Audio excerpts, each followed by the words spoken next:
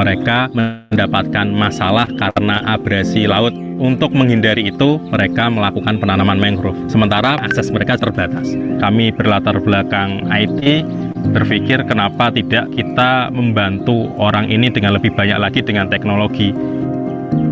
Saya Ben, co-founder dan CEO Lindungi Hutan.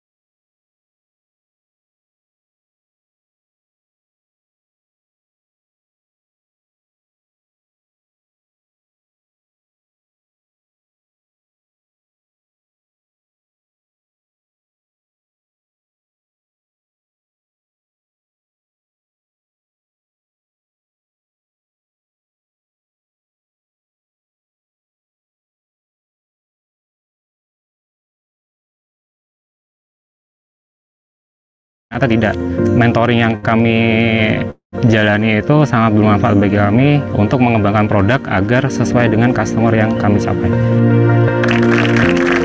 Ketika Lindungi Hutan masuk, kami diberi kegiatan penanaman, lalu diberi pelatihan-pelatihan tentang pengolahan mangrove, dan dibuatkan apau atau breakwater yang skala kecil untuk bisa mengurangi abrasi erosi dan menambah sedimen di area sekitar penanaman mangrove di tempat kami ini. Awalnya Lindungi Hutan didirikan bertiga. Kami pernah mengalami insiden dekat satu kantor, waktu itu karyawannya sekitar 18 orang. Kemudian era pandemi ke sini kita bertujuh, lalu tahun ini kita sudah sampai 34 orang. Bagi Lindungi Hutan, pencapaian terbesar kami adalah kami tetap ada sampai sekarang. Harapan kami ke depannya, apa yang kami lakukan dapat membawa manfaat yang luas terhadap masyarakat sekaligus terhadap bumi, dan kami mendapatkan dukungan dari lebih banyak pihak lagi, lebih banyak yang tahu tentang kami, sehingga sesuai tagline-nya Lindungi Hutan, benar-benar bersama menghijaukan Indonesia.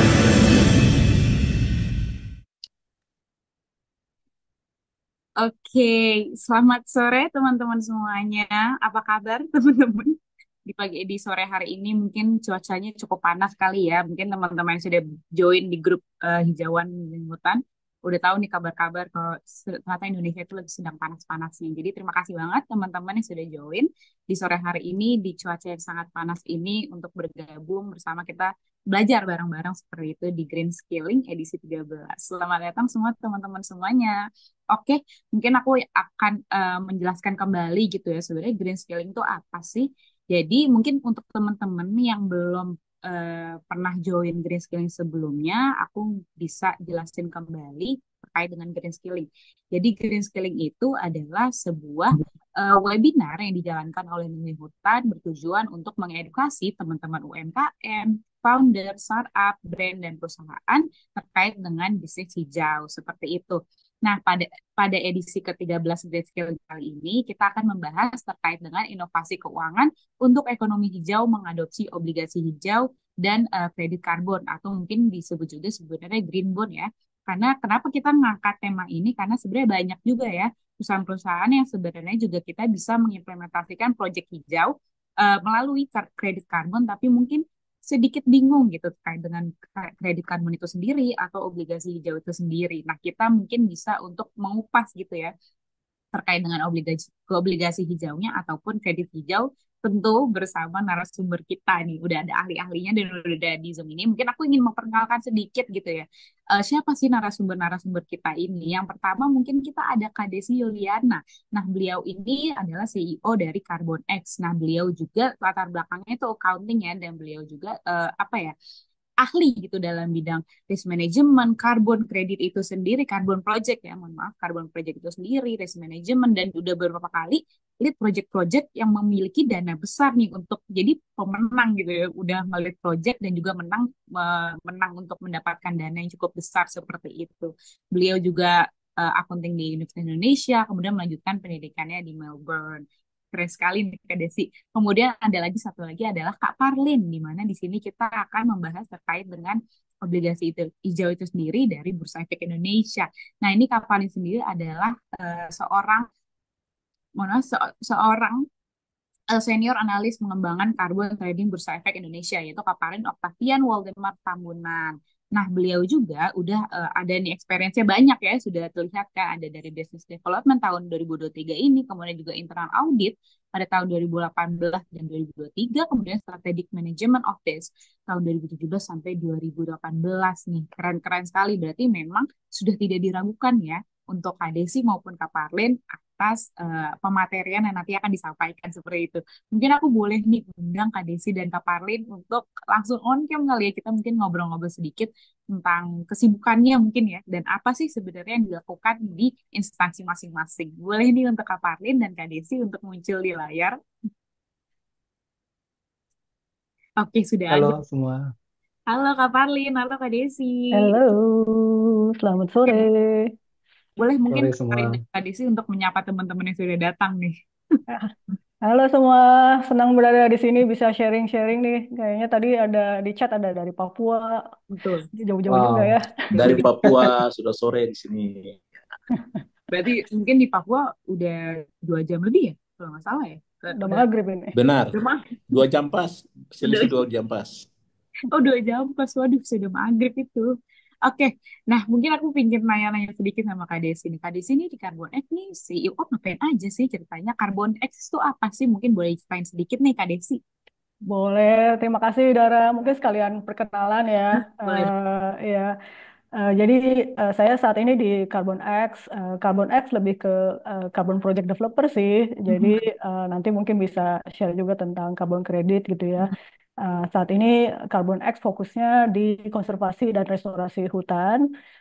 Kita juga ada proyek yang lagi implementasi itu di Kalimantan Barat dan di Maluku, dekat tadi yang dekat lah sama Papua. Ya, nah, sebelumnya mungkin nanti yang saya share kan lebih ke obligasi hijau. Iya, obligasi. Sebelum di Carbon X, saya di Global Green Growth Institute, jadi seperti mini UN lah ya. GGI ini International Organization yang membantu pemerintah negara berkembang untuk transisi ke ekonomi hijau. Jadi mungkin nanti saya sharing-sharing waktu mungkin kerja di GGI ya, mungkin yang lebih relevan. Begitu aja. Oke, salam kenal Kak Desi. Salam kenal semua. Oke, mohon maaf tadi ada kebalik ya. Jadi untuk pemaparan nanti, Kak Desi akan memaparkan tentang obligasi hijau, kemudian Ya. Kak Parlin tentang kredit karbon gitu itu. Nah, mungkin kita beralih nih ke Kak Parlin. Gimana nih kabarnya? Kak Parlin ngapain aja sih nih di IDX Carbon nih? Seperti itu. Boleh mungkin Kak Parlin? Ya, ya salam kenal semuanya. Jadi saya sendiri dari tim IDX Carbon dari Bursa Efek Indonesia. Jadi kalau tim kami memang selain kita sekarang sedang mengembangkan dan juga melakukan operasionalnya ya untuk Bursa Karbon sendiri yang baru launching di tahun lalu, ya Carbon X juga salah satunya dulu ikutan juga nih waktu kami launching.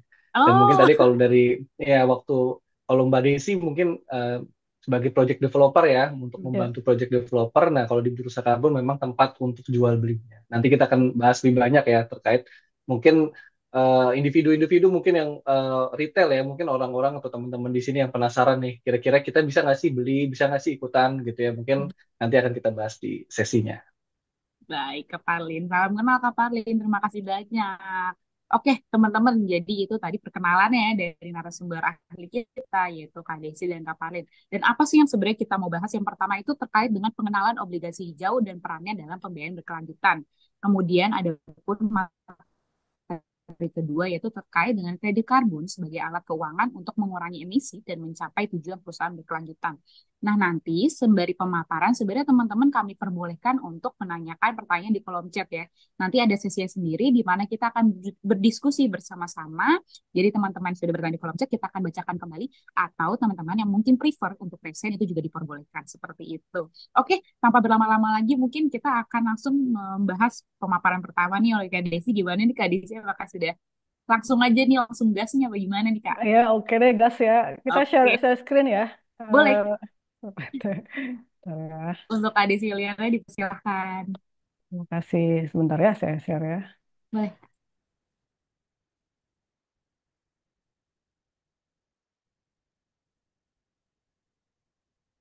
Baik, kita mulai dengan topik pertama ya, terkait obligasi hijau. Mohon maaf nih kalau misalnya terlalu teknikal ya bahasa saya. Nanti kalau ada yang kurang jelas atau mau ditanyakan, silakan di chat. Nanti bisa dijawab langsung ketika kita diskusi atau nanti saya jawab di chat gitu ya. Eh, Baik. Inti, mungkin kita kenal dulu apa sih obligasi hijau. Kalau di eh, sederhananya sebenarnya obligasi kan surat utang ya. Jadi kita, perusahaan ingin berhutang pakai surat dan orang-orang bisa beli suratnya gitu ya. Eh, sama seperti surat hutang yang lain atau obligasi yang lain gitu. Ini obligasi hijau sebenarnya secara proses sama gitu ya. Bagaimana perusahaan menerbitkan surat hutang. Di dalam surat hutang itu ada misalnya jumlah berapa yang menjadi surat hutang. Kemudian eh, berapa em, bunganya ada di surat hutang tersebut. Terus nanti surat hutangnya mau dibayar kapan? Nah, itu juga ada di suratnya. Jadi sama antara tradisional obligasi yang tradisional sama obligasi hijau. Yang membedakan itu hanya ini surat utangnya mau dipakai apa? Ya, itu aja yang membedakan.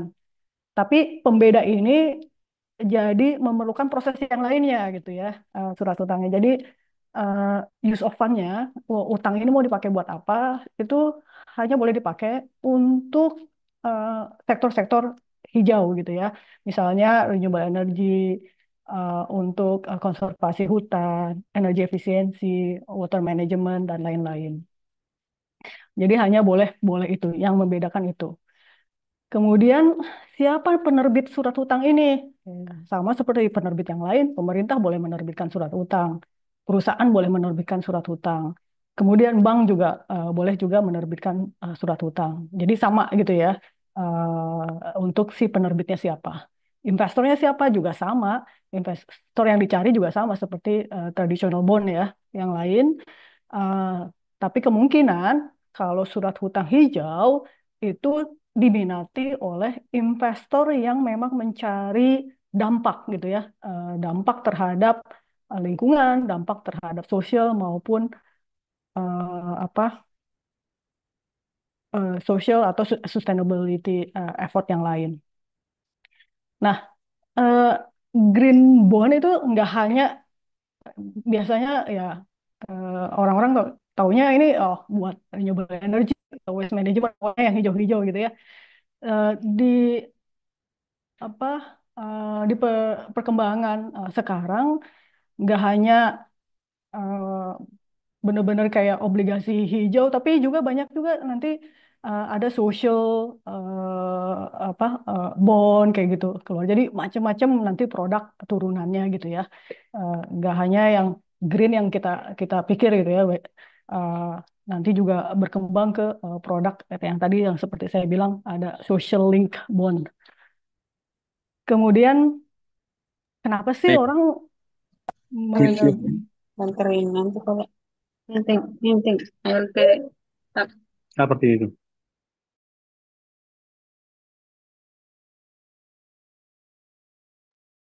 Ya, kita lanjut ya. Nah, kenapa sih orang menerbitkan surat hutang hijau? Eh, Pertama, ya tentunya kalau misalnya surat hutang kan eh, udah bisa jadi instrumen pasar ya.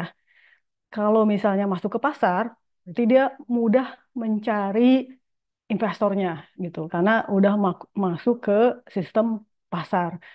Eh, Orang mencari eh, apa eh, pakai label green bond supaya bisa mudah untuk mengfunding eh, pendanaan untuk proyek hijaunya gitu ya. Apalagi kalau misalnya proyeknya butuh dana yang besar. Butuh dana yang besar tuh yang bukan cuma 1 juta, 2 juta dolar, tapi misalnya 10 juta dolar ya, atau sampai 100 juta dolar. Untuk bisa eh, mengumpulkan dana sebesar itu, berarti dia kan harus mencari market yang lebih luas lagi gitu ya. Nah, jadi itulah gunanya untuk green bond, terutama di waktu itu di Eropa ada European Investment Bank gitu ya mengeluarkan bond kayaknya pertama kali 100 lebih dari 100 juta dolar, 100 juta euro untuk mendanai railway gitu ya. Uh, Susah kan kalau misalnya dananya butuh besar ya, dia cari investor yang lumayan banyak juga gitu. Makanya pakai instrumen surat hutang. Kemudian yang alasan kedua eh, untuk bisa jadi kalau misalnya corporate mengeluarkan surat hutang hijau gitu ya, di surat hutang itu ada kewajiban-kewajiban ya. Jadi eh, use of fund-nya tadi hanya boleh untuk membiayai proyek hijau.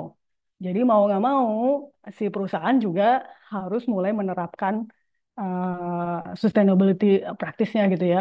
Dia harus memilih eh, sektor-sektor project yang green. Kemudian di dalam use of fund dan di dalam prosesnya diwajibkan perusahaan yang mengeluarkan surat hutang hijau harus transparan terhadap uang itu dipakai buat apa. Dan itu harus ada reportnya. Eh, Reportnya tidak hanya buat investor, tapi juga harus dibuka untuk publik. Jadi mau nggak mau si corporate-nya juga bisa merubah kebiasaan business as usual-nya. Jadi lebih ke sustainable, lebih transparent gitu ya untuk praktek ke perusahaannya. Kemudian untuk ini juga penting terkait dengan nanti saya ada shotnya gitu ya. Tren investasi sama meningkatkan investor awareness ya. Ketika obligasinya itu dicap hijau gitu ya, eh, tentunya orang pengen tahu kan, what is the green bond gitu ya, apa sih yang hijau itu gitu. Jadi ini juga bisa menjadi awareness and education untuk para investor. Kemudian yang sesuai dengan topik hari ini ya funding gaps. Jadi misalnya di Indonesia pemerintah saja hanya bisa dari APBN-nya mungkin hanya dari 5% APBN untuk membiayai ekonomi hijau ya. Eh, Gap-nya aja waktu itu kayaknya ada 40% gap antara keperluan dan yang dapat dibiayai oleh pemerintah maupun swasta. Ya, berarti kan harus mencari alternatif funding. Obligasi hijau bisa menjadi alternatif funding di mana ya reach-nya, jangkauannya bisa domestik maupun global. Nanti kita ada case terkait sukuk, Gem Sukuk ya di Indonesia. Nah, ini yang tadi saya mention tentang ada beberapa, ada dua lah contoh yang saya ingin sebutkan yang menjadi pioneer ya terkait green bond. Ini European Investment Bank mengeluarkan tadi ya namanya tuh nggak harus green gitu ya. Ini ada climate awareness bond gitu. Ini untuk mendanai wind farm, terus high speed rail sama energi efisiensi. Waktu diterbitkan di tahun 2007 itu cuma 100 eh saya lupa penerbitan pertama, tapi sekarang dia menerbitkannya hampir berapa tahun sekali itu ya, surat hutang hijaunya. Sekarang udah hampir 100 miliar euro yang sudah di-issued gitu ya untuk mendanai proyek-proyek hijau di Eropa. Nah, ini menjadi suatu eh, tipping point lah buat Eropa dan juga enabling Eropa untuk ekonominya bertransisi ke arah hijau karena ada pendanaan dari Green Bond ini. Kemudian dari PT SMI waktu itu di tahun 2018 ya, PT SMI mengeluarkan bond ini di Indonesia, dia keluarkannya 500 miliar, sekitar 500 miliar, ada 2 seri kalau nggak salah, eh, dengan kupon ya sekitar 6,5% gitu ya, sama seperti kalau obligasi biasa. Kupon itu maksudnya bunganya. Kemudian kapan dibayarnya sekitar seri A 3 tahun, seri B 5 tahun. Tapi eh, proyeknya ini ketika waktu eh, mini hydro itu lagi kenceng-kencengnya ya, dan susah untuk mendapatkan investor mini hydro waktu itu.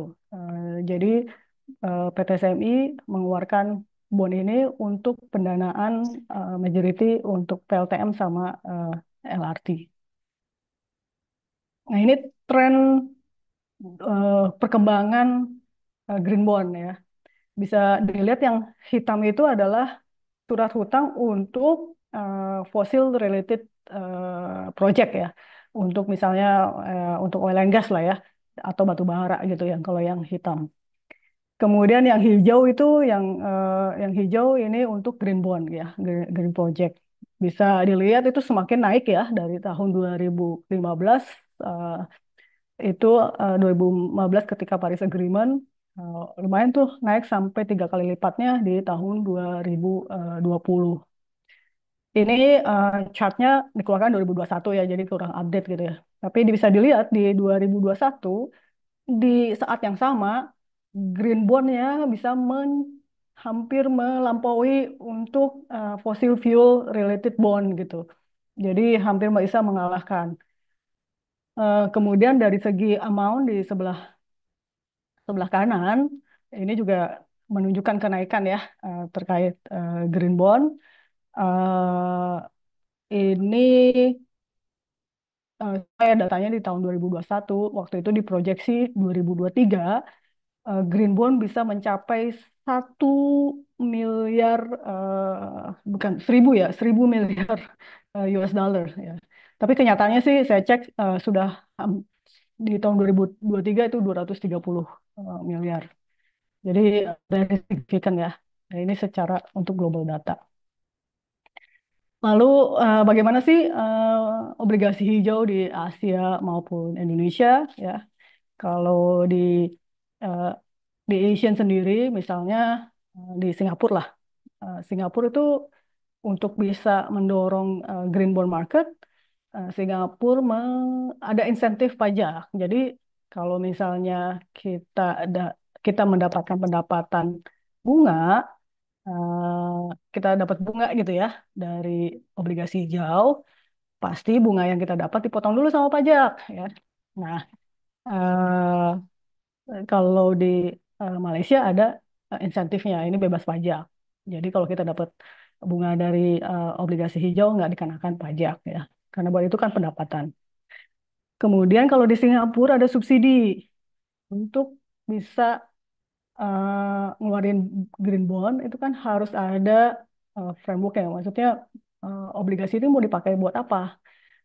Terus bagaimana proses manajemennya di perusahaan tersebut untuk meyakinkan uh, si uangnya yang didapatkan dari pinjaman dari masyarakat itu dipakai memang untuk green project gitu ya. Nah, itu harus ada reviewernya. Uh, Reviewernya itu kalau di Singapura ada subsidinya bisa gratis gitu.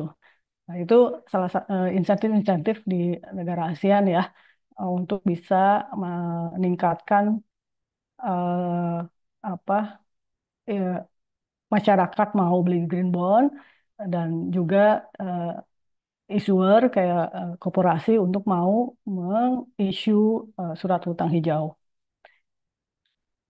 Di Indonesia sendiri itu ada insentif bunga ya. Kalau misalnya kita dapat bunga obligasi gitu ya. Kalau teman-teman ada yang beli obligasi pemerintah gitu, itu kalau dapat bunganya kan dipotong 15% dulu sama pemerintah ya.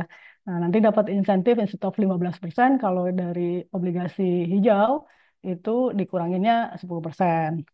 Nah, cuman belum ada subsidi untuk terkait eh, kalau si corporation atau penerbit apa surat hutang eh, untuk verifikator sama auditornya belum belum belum disubsidi lah, tidak seperti di Singapura.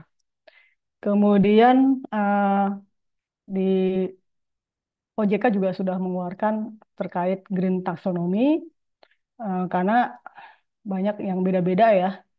Green itu apa sih? Itu masing-masing negara juga beda-beda gitu. Apa yang termasuk green? Apakah misalnya phasing out meng-retire atau mempensiunkan dini batu bara misalnya eh, itu adalah termasuk green. Nah, itu masih masih perdebatan juga gitu ya.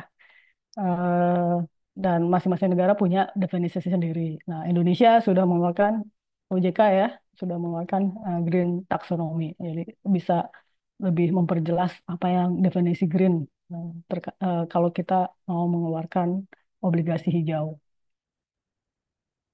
Oke.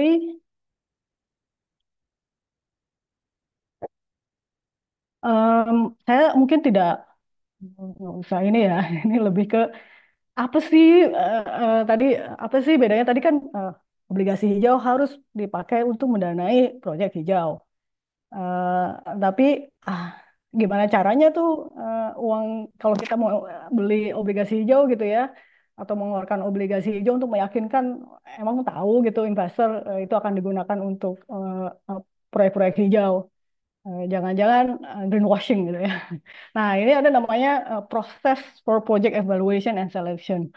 Di dalam perusahaan tersebut harus jelas gitu ketika bagaimana sih project evaluation, apa aja sih yang akan didanai perusahaan tersebut dari dana pinjaman itu, proses seleksinya seperti apa. Nah, itu harus transparan ya. Dan eh, harus transparan dan benar-benar ada evaluation kriterianya. Kemudian kalau diterima uangnya, terus gimana dicampurin di satu account yang sama gitu. Nah, itu juga eh, harus jelas gitu. Jadi kalau terima uang dari Green Bond, harusnya punya akun sendiri gitu ya. Punya akun sendiri, terus juga kalau ditransfer ke eh, kita misalnya PT SMI gitu ya atau bank gitu ya. Saya ngeluarin Green Bond, saya mau danain atau kasih pinjaman ke project yang punya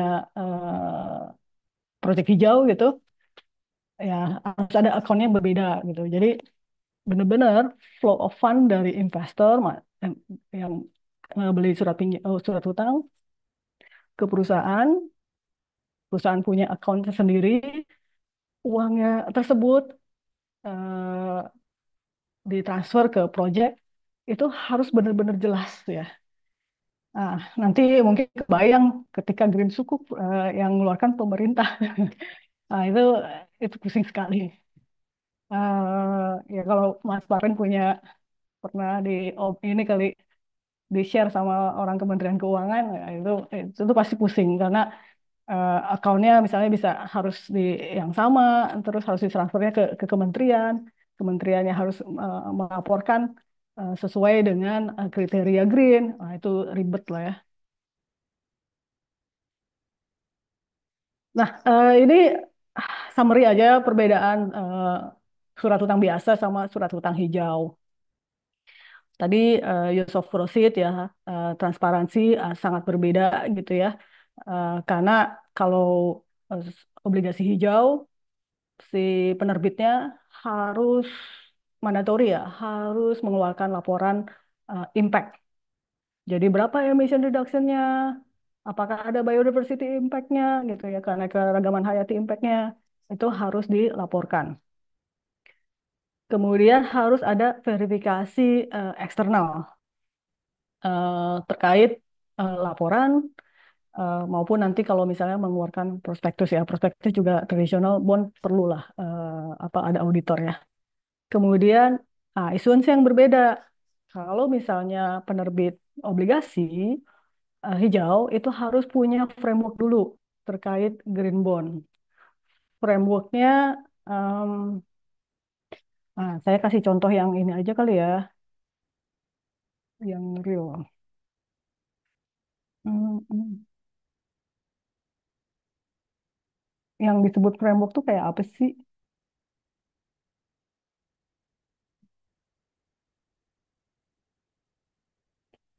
Bentar ya.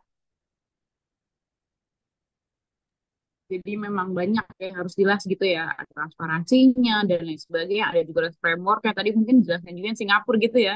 Kalau biar berdapat subsidi, subsidi itu ada framework jelasnya gitu terkait green bond gitu ya Kak. Oke. Iya, kalau di Singapura punya apa auditornya tuh Hmm. free, disubsidi, jadi dibayarin oleh pemerintahnya.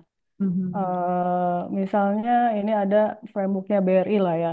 Boleh. Lihat nih. Hmm.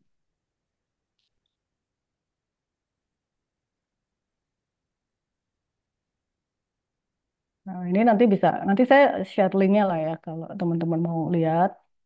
Jadi framework sebelum mengeluarkan obligasi itu harus bikin framework dulu si penerbitnya. Frameworknya biasanya tadi ada komitmen to sustainability, ya tadi ya ini pasti ada use of proceeds-nya buat apa sih? Masing-masing penerbit mungkin beda-beda ya. Eh, dia maunya mau gunakan untuk misalnya hanya water management, hanya untuk konservasi, atau mau dibuat general. Itu terserah penerbit. Ini kalau BRI seperti ini ada affordable housing, ada employment generations gitu ya. Eh, kemudian ini ada yang jelas gitu ya, ineligible gitu ya, tidak eligible, tidak masuk ke dalam program pendanaan obligasi hijau yang dikeluarkan oleh BRI, misalnya untuk proyek PLTA eh, tenaga air untuk yang proyek dengan kapasitas yang besar. Nah, ini beberapa. Terus bagaimana project evaluation-nya? Nah, ini ada siapa, ini mungkin mereka sudah ada ininya ya, ada exclusion kriteria dan siapa yang akan melakukan, divisi yang melakukan selection-nya. Kemudian manajemen of proceeds, seperti apa nih nanti udah dapat uang terus diapain? Ini ada di sini, terus kemudian habis uangnya udah di channel atau dikasih ke project, terus bagaimana reportingnya ya. Misalnya tadi BRI akan melakukan setiap tahun. Terus bisa diakses di mana. Nah, terus nanti reportingnya, impact-nya apa aja yang akan dilihat gitu ya, number of household, number of beneficiary. Ya, ini ini contohnya ya. Jadi eh, bisa kelihatan lah ya. Ini adalah sebelum dia ngeluarin bond, dia bikin framework dulu, baru bisa mengeluarkan surat hutang.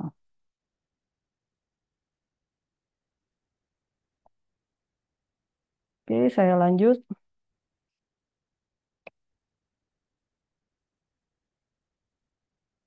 Nah, ini beberapa cases, mungkin beberapa contoh surat hutang hijau ya.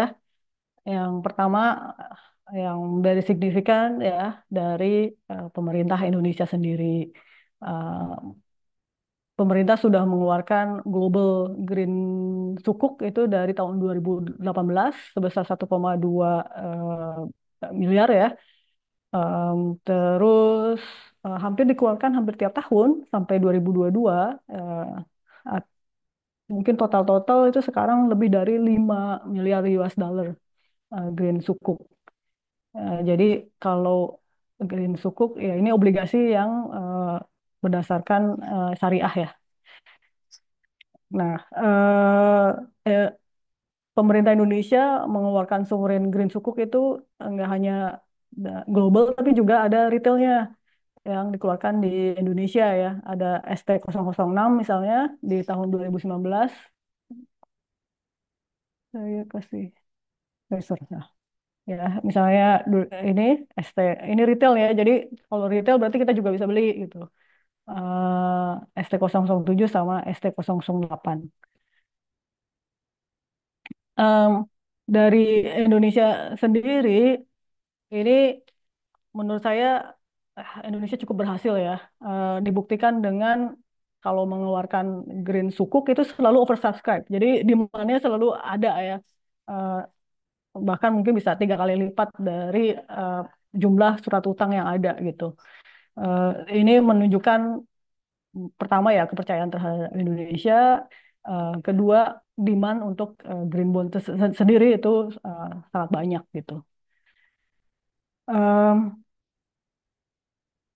Ya, ini beberapa mungkin yang related data ada sebesar eh, interestnya sendiri. Kalau yang apa global bond itu sekitar 3,75 sama mungkin ya sekitar segituan lah ya.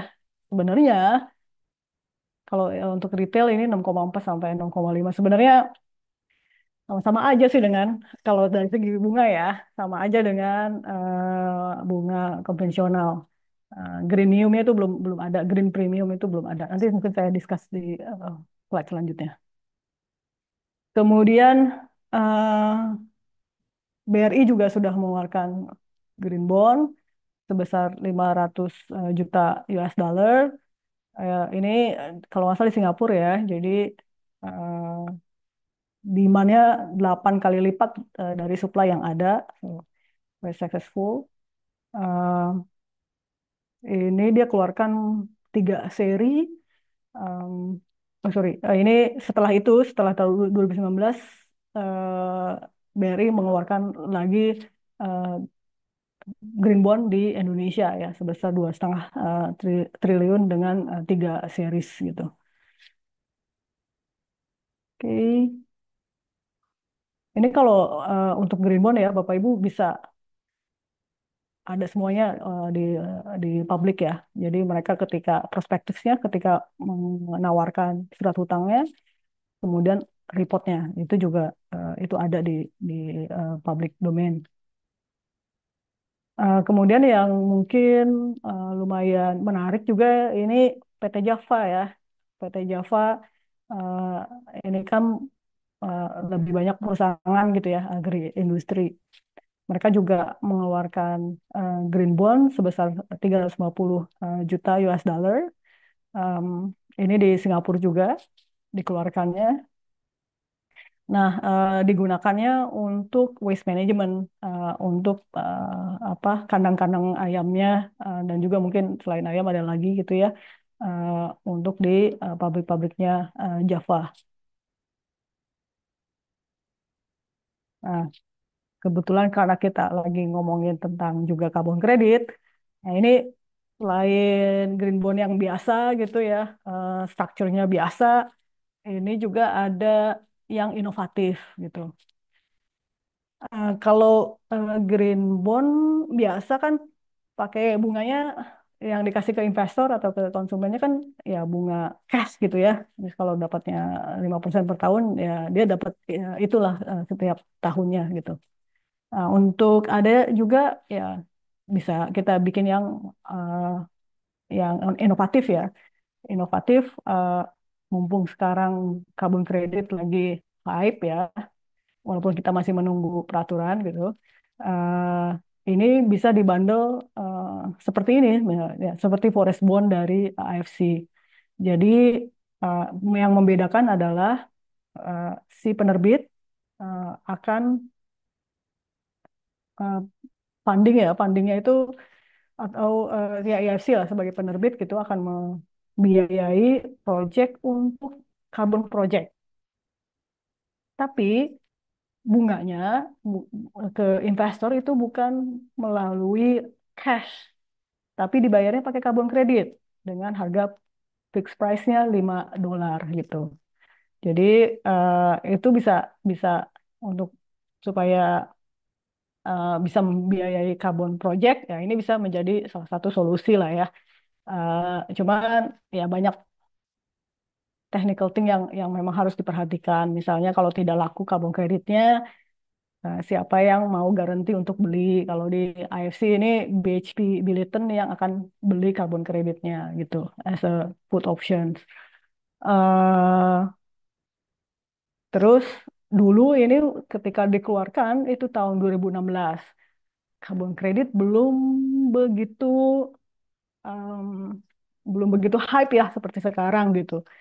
Jadi si investor instead of mereka mau dibayar pakai karbon kredit, mereka memilih untuk tetap dibayar pakai cash ya. Jadi karbon kreditnya nggak laku waktu tahun 2016 gitu. Tapi harusnya tahun ini eh, ya sekarang ini harusnya this system maybe works ya. Jadi nanti eh, si investor dapatnya karbon karbon kredit ya bukan cash, tapi ya dapat VCU gitu. Nah si investor bisa menjual VCU-nya. eh, Kan dia pakainya dia dapatnya $5 gitu ya harganya dari AFC misalnya. Dia bisa jual lagi karbon kreditnya ke karbon kredit market. Siapa tahu bisa dapat margin, jadi dapat lagi tambahan margin gitu ya. Selain dapat kupon dari VCU, dia juga dapat margin gitu. Karena dia bisa jual lagi si karbon kreditnya ke karbon kredit market. Nah ini inovasi lah ya, supaya menarik, ya ada sweetenernya juga. Eh, Mungkin saya ini apa saya skip aja tapi inilah motivasi kenapa sih orang mau invest di green bond gitu. Ya diversifikasi portfolio, ada transparansi dan lain-lainnya ya. Ini merupakan studi dari ADB. Kemudian tentunya nothing ya not all green ya. Jadi pasti ada obstacle-nya gitu ya. Eh, untuk green bond sendiri ini yang paling saya mungkin sering mendengar keluh kesah ya. Jadi apa sih benefitnya green bond sama ini sama aja gitu kayak konvensional bond. Malah kalau mengeluarkan green bond saya repot gitu ya. Banyak juga yang bilang itu repot karena ya tadi harus bikin frameworknya, harus ada um, di audit dulu gitu ya frameworknya. Terus harus bikin reporting yang ribet ya. Reporting, apalagi kalau misalnya research dari perusahaan tersebut nggak kurang gitu ya. Dia harus reporting kan beda dengan reporting financial untuk tradisional bond seperti biasa gitu ya. Reporting kan harus reporting dampak. Berapa employment yang di-create, berapa social impact-nya, berapa emission reduction-nya, report gitu ya. Dengan kalau misalnya dia jual apa surat hutang pakai yang tradisional bond biasa, eh, kuponnya aja ya sama-sama aja sebenarnya nggak bisa lebih murah juga gitu. Malah mungkin kuponnya bisa lebih tinggi karena green project itu masih di-perceive resikonya tinggi. Kalau resikonya tinggi pasti interestnya juga tinggi. Nah, itu yang green premiumnya belum dirasakan mau bagi penerbit maupun bagi investor. Regulasi ya inilah apa namanya common common obstacle gitu. Kemudian ada lack of internal guidance. Ini biasanya dari investment uh, belum ada guidance mungkin dari corporate-nya harus invest di green project. Green project seperti apa yang masih belum jelas gitu ya. Kemudian supply, which is good news, supply di green bond itu masih limited. Eh, nah ini yang saya bilang high risk ya. Jadi green project masih di-perceive risikonya tinggi. Terus difficult to mark. Ini maksudnya kalau biasanya yang saya kalau beli obligasi gitu ya, obligasi pemerintah. Kalau saya eh, pengen apa duitnya balik, ya saya bisa jual di market gitu. Saya bisa jual lagi si surat utangnya gitu. Nah ini karena tidak ada supply yang jelas, demand yang jelas, si pemegang surat utang susah juga untuk jual di secondary market gitu ya. Oke, Nah, ini ini saya bedakan antara challenges dari segi si penerbit maupun dari segi si investor gitu ya. Tadi saya udah jelaskan tentang high cost, complexity ketika menerbitkan, terus standar standar masing-masing negara berbeda-beda. Terus sering disebut greenwashing gitu ya. Oh, ngeluarin green bond tapi nggak tahu itu dibiayai untuk biayain apa gitu. Itu banyak juga kritisem itu ya, greenwashing. Terus ini juga banyak ketika saya kerja di pekerjaan sebelumnya. Ya, saya mau pengen ngeluarin green bond, tapi proyeknya juga nggak ada yang mau saya si bank ya pengen ngeluarin green bond, tapi proyeknya juga sangat limited gitu. Untuk mereka bisa kasih pinjaman kepada kliennya. Kemudian dari demand, ya karena ini green green label, kadang-kadang investor juga um, banyak permintaan lah ya terkait verifikasi siapa yang memverify dan terkait transparansi. Kemudian greenium yang tadi saya jelaskan ya masih belum jelas. Kemudian eh, yang nomor tiga tadi ya market liquidity, ketika saya mau jual di market nggak ada yang mau beli gitu. Kemudian ya ini green standard ya, masing-masing region negara beda-beda apa sih definisi greennya.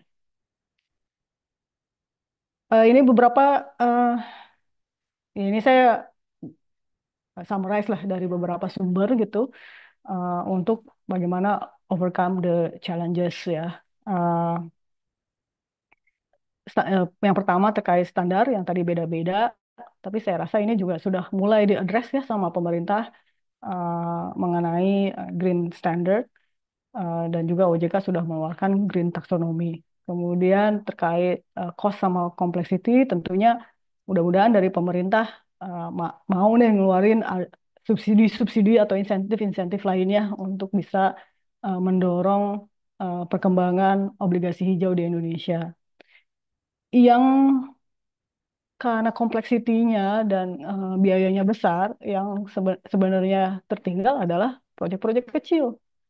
Ya, gimana nih proyek-proyek kecil? Harus ada agregator ya untuk bisa sama-sama mengeluarkan ya misalnya bisa BRI gitu ya agregatornya khusus bikin bond untuk UMKM misalnya ya yang bergerak di sektor hijau gitu. Jangan sampai ya jadinya green bond hanya bisa dinikmati oleh proyek-proyek besar gitu. Ini harus dipikirkan juga bagaimana proyek kecil. Kemudian ya ini transparansi sama greenwashing gitu ya. Ini sebenarnya terjadilah juga di karbon kredit ya. Bagaimana saya rasa ini sebenarnya lesson learned dari industri gitu ya. Lama-lama industri juga akan belajar eh, sama-sama eh, apa memperbaiki standar eh, dari penerbit sama pun investor juga pasti akan sama-sama belajar untuk terkait transparansi sama sektor hijau ini gitu ya. Jadi eh, ini sih menurut saya lesson learned lah. Nanti ke depannya pasti akan membaik sama seperti kasus untuk karbon kredit ya. Em, Kemudian market liquidity sama attracting ini ya ini harus dipikirkan mungkin ya bareng-bareng nanti pemerintah bagaimana bisa develop secondary market. Terus bikin indeks green bond gitu ya. Kalau sekarang sih masih kecil ya, bikin orang bikin indeks juga mungkin ya supply-nya juga cuma sedikit gitu. Ini juga kita sama-sama harus building awareness. Ini salah satu ini lindungi hutan ya, salah satu way caranya gitu ya untuk building awareness. Sama ya tadi government policy and support terkait tax incentive sama subsidi. Yang kalau tax incentive sudah ada, kalau bisa mungkin bisa di zero instead of berkurang doang. Terus ada subsidi gitu ya dari pemerintah. Ya, I think itu adalah slide terakhir saya. Mudah-mudahan walaupun terlalu teknikal ada lah yang nyangkut gitu ya. Nanti kalau ada yang kurang jelas silakan Ya, ditanyakan di chat ya. Baik, terima kasih banyak Kak Desi atas penjelasan terkait dengan obligasi hijau. Ternyata apa ya, maksud kompleks gitu ya untuk pemahaman terkait obligasi hijau itu sendiri gitu kan. Tapi memang obligasi hijau ini mungkin jatuhnya segmented kali ya. Jadi kita kalau misalnya untuk ngeluarin juga mungkin hanya dapat, ya maksudnya kita juga ngeluarin itu segmented sekali untuk investor atau benar-benar project yang memang tujuannya itu untuk sustainability dan memang fokus pada green gitu ya Kak. Iya, Jadi tadi saya bilang ini ya memang cost-nya juga tinggi ya. Sangat disayangkan justru nanti proyek-proyek kecil yang tidak mendapatkan manfaatnya.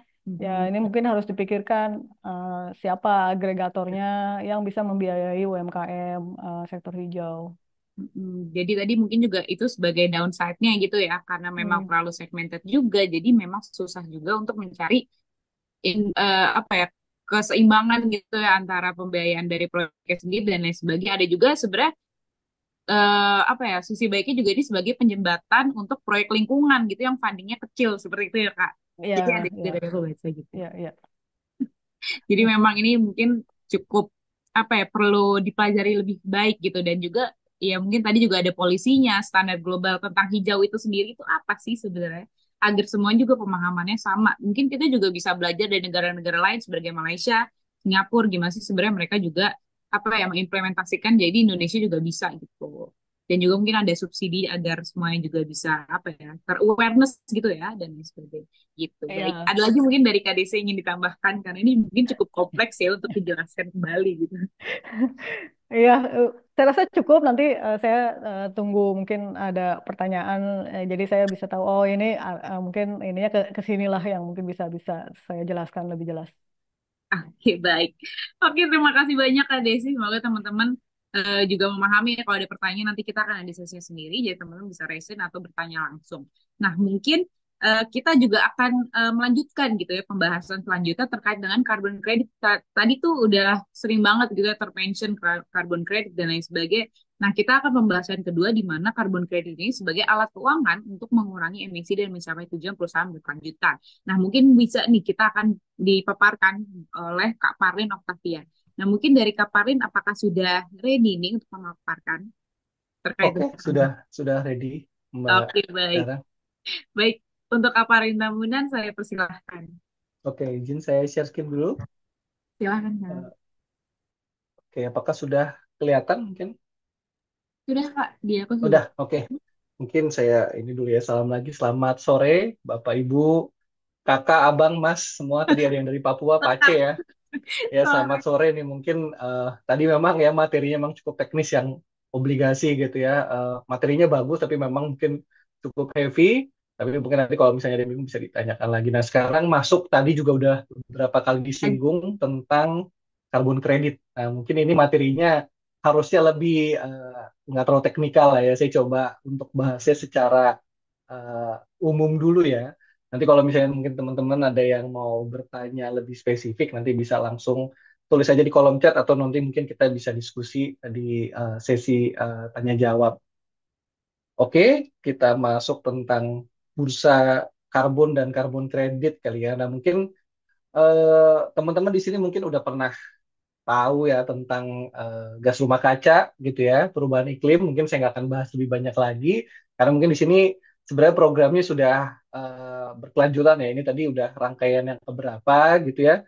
Jadi saya nggak bakal banyak bahas di sini, tapi kita tahu tadi di awal juga Mbak Dara sampaikan gitu ya, kalau misalnya kayaknya cuacanya kalau udah mengalami ini nih ya, mengalami kalau panas-panas banget gitu ya. Dan mungkin sekarang biasanya bulan Oktober gitu ya udah masuk musim hujan.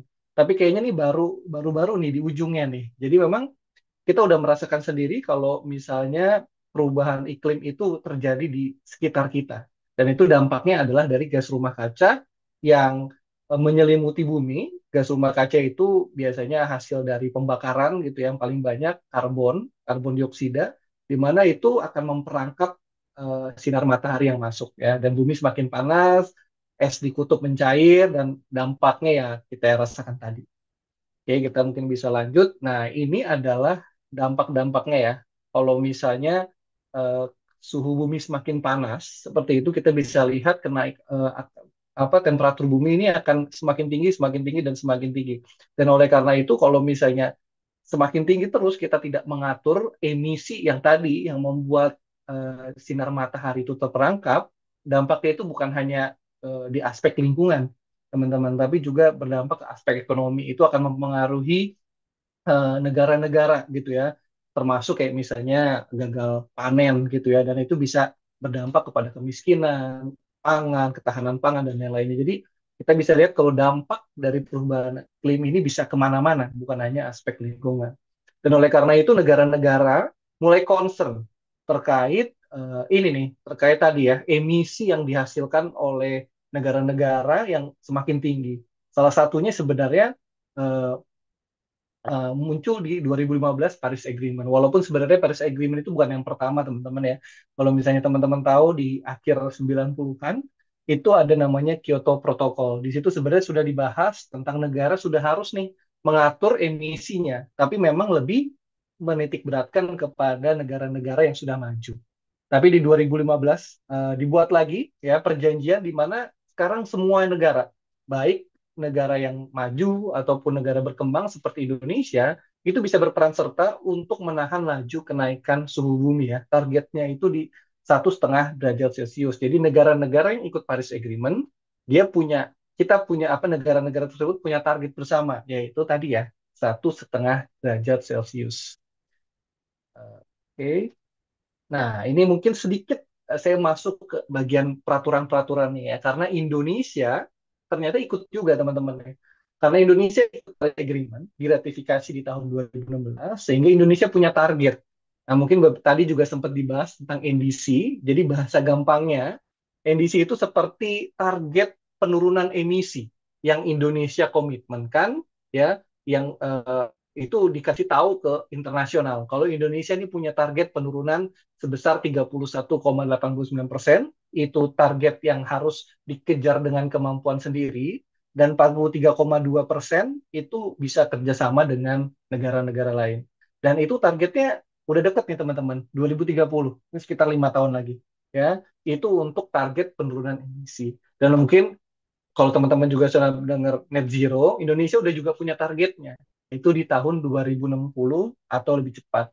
Nah, negara-negara biasanya sekitar tahun 2050-an, Indonesia sendiri sebenarnya agak fleksibel ya. Paling lama 2060 lah, tapi kalau bisa lebih cepat ya lebih baik gitu. Nah, dari penurunan emisi tadi, itu diturunkan ke 5 sektor. Nanti kenapa saya bahas ini? Nanti sebenarnya unit karbon itu bukan hanya karbon kredit. Nah, nanti saya ingin mengajak teman-teman nih supaya bisa membedakan mana karbon kredit, mana yang unit karbon yang sifatnya wajib. Ya. Nah, untuk 5 sektor ini ada sektor energi, sektor limbah, IPPU itu industri, ada pertanian, agriculture, dan yang terakhir itu adalah kehutanan. Jadi punya targetnya masing-masing, angkanya di bawah. Dan itu kalau bisa kita lihat, teman-teman, yang paling besar itu di sektor kehutanan dan juga sektor energi. Nah, sekarang ini kita Indonesia sudah punya targetnya. Apa yang mau diturunkan sudah ada. Nah, kalau udah punya targetnya, pertanyaan berikutnya bagaimana caranya? Nah, ini caranya itu dimunculkan dari Peraturan Presiden Nomor 98 Tahun 2021. Jadi cukup lama sebenarnya kita Paris Agreement ratifikasi di 2016, baru tahun 2021 nih kita baru benar-benar jelas ya langkah apa yang bisa dilakukan. Sebenarnya ada beberapa langkah: aksi mitigasi, adaptasi, dan nilai ekonomi karbon. Nah, ini mungkin yang akan kita lebih banyak bahas, teman-teman ya, terkait nilai ekonomi karbon. Salah satu bagian dari nilai ekonomi karbon adalah carbon trading, ya, di mana yang diperjualbelikan. Nah, itu dijelaskannya di Peraturan Menteri Lingkungan Hidup dan Kehutanan, dulu masih bergabung ya, KLHK, nomor 21 tahun 2022, bahwa unit karbon yang dimaksud dalam perdagangan karbon itu ada 2 jenis, ya. Yang satu sifatnya wajib atau kita sering sebutnya allowance trading. Nah, yang kedua adalah carbon credit. Nah, ini yang tadi judul dari sesi ini ya, tentang carbon credit. Tapi alangkah baiknya nih kalau teman-teman paling nggak bisa membedakan ya, nanti kalau ditanya mungkin sama dosennya atau sama temennya gitu ya, unit karbon tuh ada 2 loh sebenarnya, dan dua-duanya ini nanti bisa diperdagangkan. Nah, perdagangannya itu bisa dilakukan melalui bursa ataupun perdagangannya secara langsung. Oke, nah ini mungkin saya singkat aja ya. Jadi kalau perdagangan karbon di Indonesia sebenarnya ada dua bagian, primary market dan juga secondary market. Gampangnya, primary market adalah tempat unit karbon itu diciptakan. Nah, kalau secondary market, tempat unit karbon itu dijual beli. Ya, tentunya kalau jual beli di kami, di IDX Carbon, kalau primary market itu sebenarnya ranahnya dari KLHK. Ya, di sini project developer ataupun misalnya kementerian. Nah, kalau bicara kementerian itu berarti unit karbon yang sifatnya wajib, ya. Tapi bisa juga gitu ya oleh swasta, oleh project developer, oleh perusahaan yang ingin membuat karbon kredit. Nah, nanti masuknya di primary market untuk membuat karbon kreditnya. Jadi perbedaannya itu ya, primary market tempat untuk ngebuatnya, secondary market tempat untuk jual belinya. Nah, siapa saja sih yang berpartisipasi? Nah, di sini ada compliance company atau pihak-pihak yang diwajibkan. Nah, siapa aja yang diwajibkan nanti kita akan bahas. Kemudian yang kedua adalah project developer. Project developer ini ranahnya di yang voluntary atau carbon credit. Nanti dia yang mengupayakan project untuk bisa membuat carbon credit. Nah, ini mungkin yang sering dibantu nih oleh tadi ya, Mbak Desi ya. Mbak Desi dan tim mungkin lebih banyaknya berhubungannya dengan project developer. Nah, yang ketiga ini corporate buyers. Ini siapa? Ini menurut saya juga mungkin kurang tepat nih. Bukan hanya corporate buyers, tapi sebenarnya mungkin bisa pihak yang lebih luas lagi membeli carbon credit untuk meng-offset emisi. Jadi setelah dia tahu dia punya emisi berapa, nah saya mau menjadi pihak yang bertanggung jawab nih atas emisi saya. Saya mau membeli karbon kredit untuk tujuannya mengoffset atau mengimbangi emisi saya. Nah yang terakhir itu financial institution, itu lebih kepada lembaga-lembaga yang menunjang dari perdagangan karbon di Indonesia. Nah ini sebenarnya yang lebih cocok untuk ngejelasin sebenarnya Mbak Desi nih ya. Jadi ini sebenarnya langkah-langkah, mungkin kalau teman-teman penasaran bagaimana sih cara untuk membuat karbon kredit. Nah ini mungkin saya cuma kulitnya aja teman-teman ya.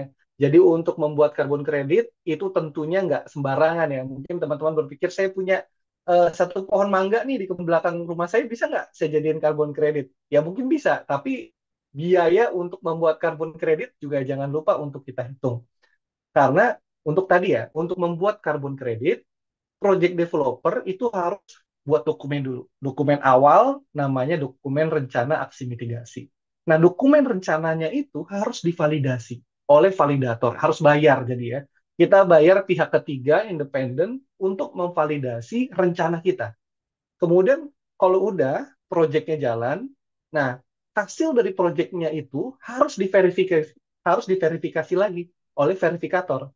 Nah itu pihak ketiga lagi harus bayar lagi. Jadi ada biayanya dalam membuat karbon kredit. Baru sampai nanti diterbitkan oleh KLHK, baru nanti bisa dijual di kami. Nah jadi kurang lebih untuk membuat karbon kredit, teman-teman dapat gambarannya ya.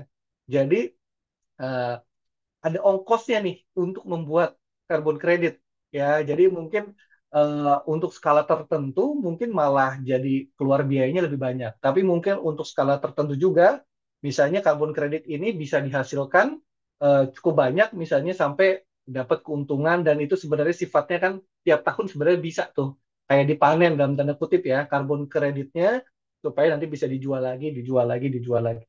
Tapi memang ini hanya kulitnya aja, teman-teman ya. Mungkin kalau bahas ini lebih cocok pertanyaannya nih ke Mbak Desi nih ya, untuk terkait pembuatan karbon kredit. Nah, ini sekilas tentang perdagangan karbon kredit di kami, karena memang saat ini baru hanya karbon kredit yang dijual di bursa karbon, dan sekaligus saya mau meluruskan nih, mungkin kalau media-media sering bilang bursa karbon kita sepi nih, karbon kredit kita sepi. Nah, kalau misalnya dibandingkan dengan saham ya memang jauh ya Bapak Ibu ya teman-teman semua karena pasar modal kita yang saham dan lainnya itu sudah dari 92 gitu ya, udah 32 tahun. Sedangkan bursa karbon kita ini baru launching di tahun lalu. Jadi umurnya masih bayi ya. Dibandingkan 32 tahun udah om-om gitu ya. Jadi kalau dibandingkan kayaknya kurang fair. Nah, sebenarnya kalau dibandingkan itu nanti dengan bursa-bursa yang kurang lebih umurnya sama. Nah, jadi total perdagangan udah 900.000 ya dengan total value-nya itu 50 miliar ya di mana nanti kita akan bahas nih mungkin ini akan menarik buat teman-teman ada namanya kalau unit karbon itu retirement. Total retirementnya sudah 424.000 ton. Ya, jadi nanti kita akan bahas nih tentang retirement karena mungkin ini yang menarik bagi teman-teman atau UMKM gitu ya untuk jadi branding barangnya. Nah, untuk proyeknya itu saat ini ada tiga dan kebetulan sektor energi semua. Dari Lahendong ini pembangkit listrik bertenaga geotermal, ada juga yang berbahan bakar gas bumi, dan yang terakhir ini yang mini hydro ya di Gunung Gugur. Dengan total saat ini pengguna jasa atau pihak yang bisa bertransaksi di kami ada 91. Ya, ada 91 pihak.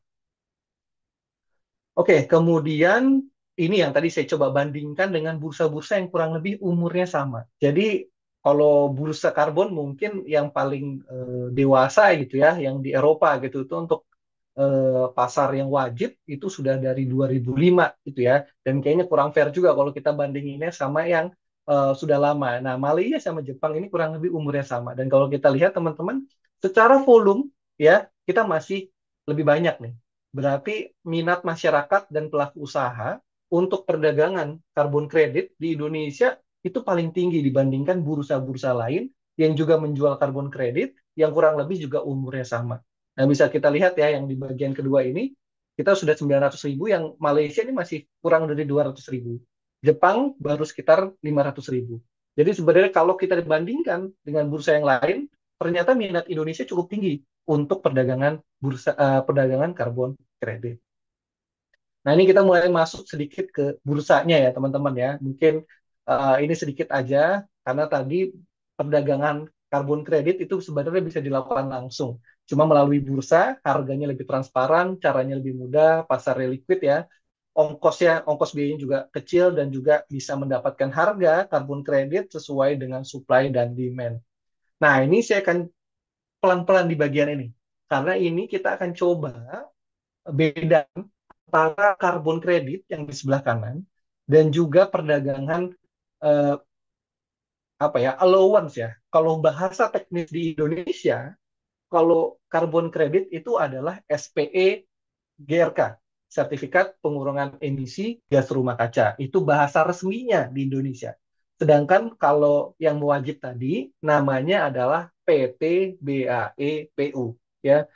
Singkatannya rada panjang ya, dan itu nggak ada keci-kecinya sama sekali ya, agak susah memang dihafal. Persetujuan tadi sebatas atas emisi pelaku usaha. Jadi yang sebelah kiri itu wajib, yang sebelah kanan itu sifatnya volunteer atau sukarela. Nah, kita mungkin bahas sedikit yang sebelah kiri.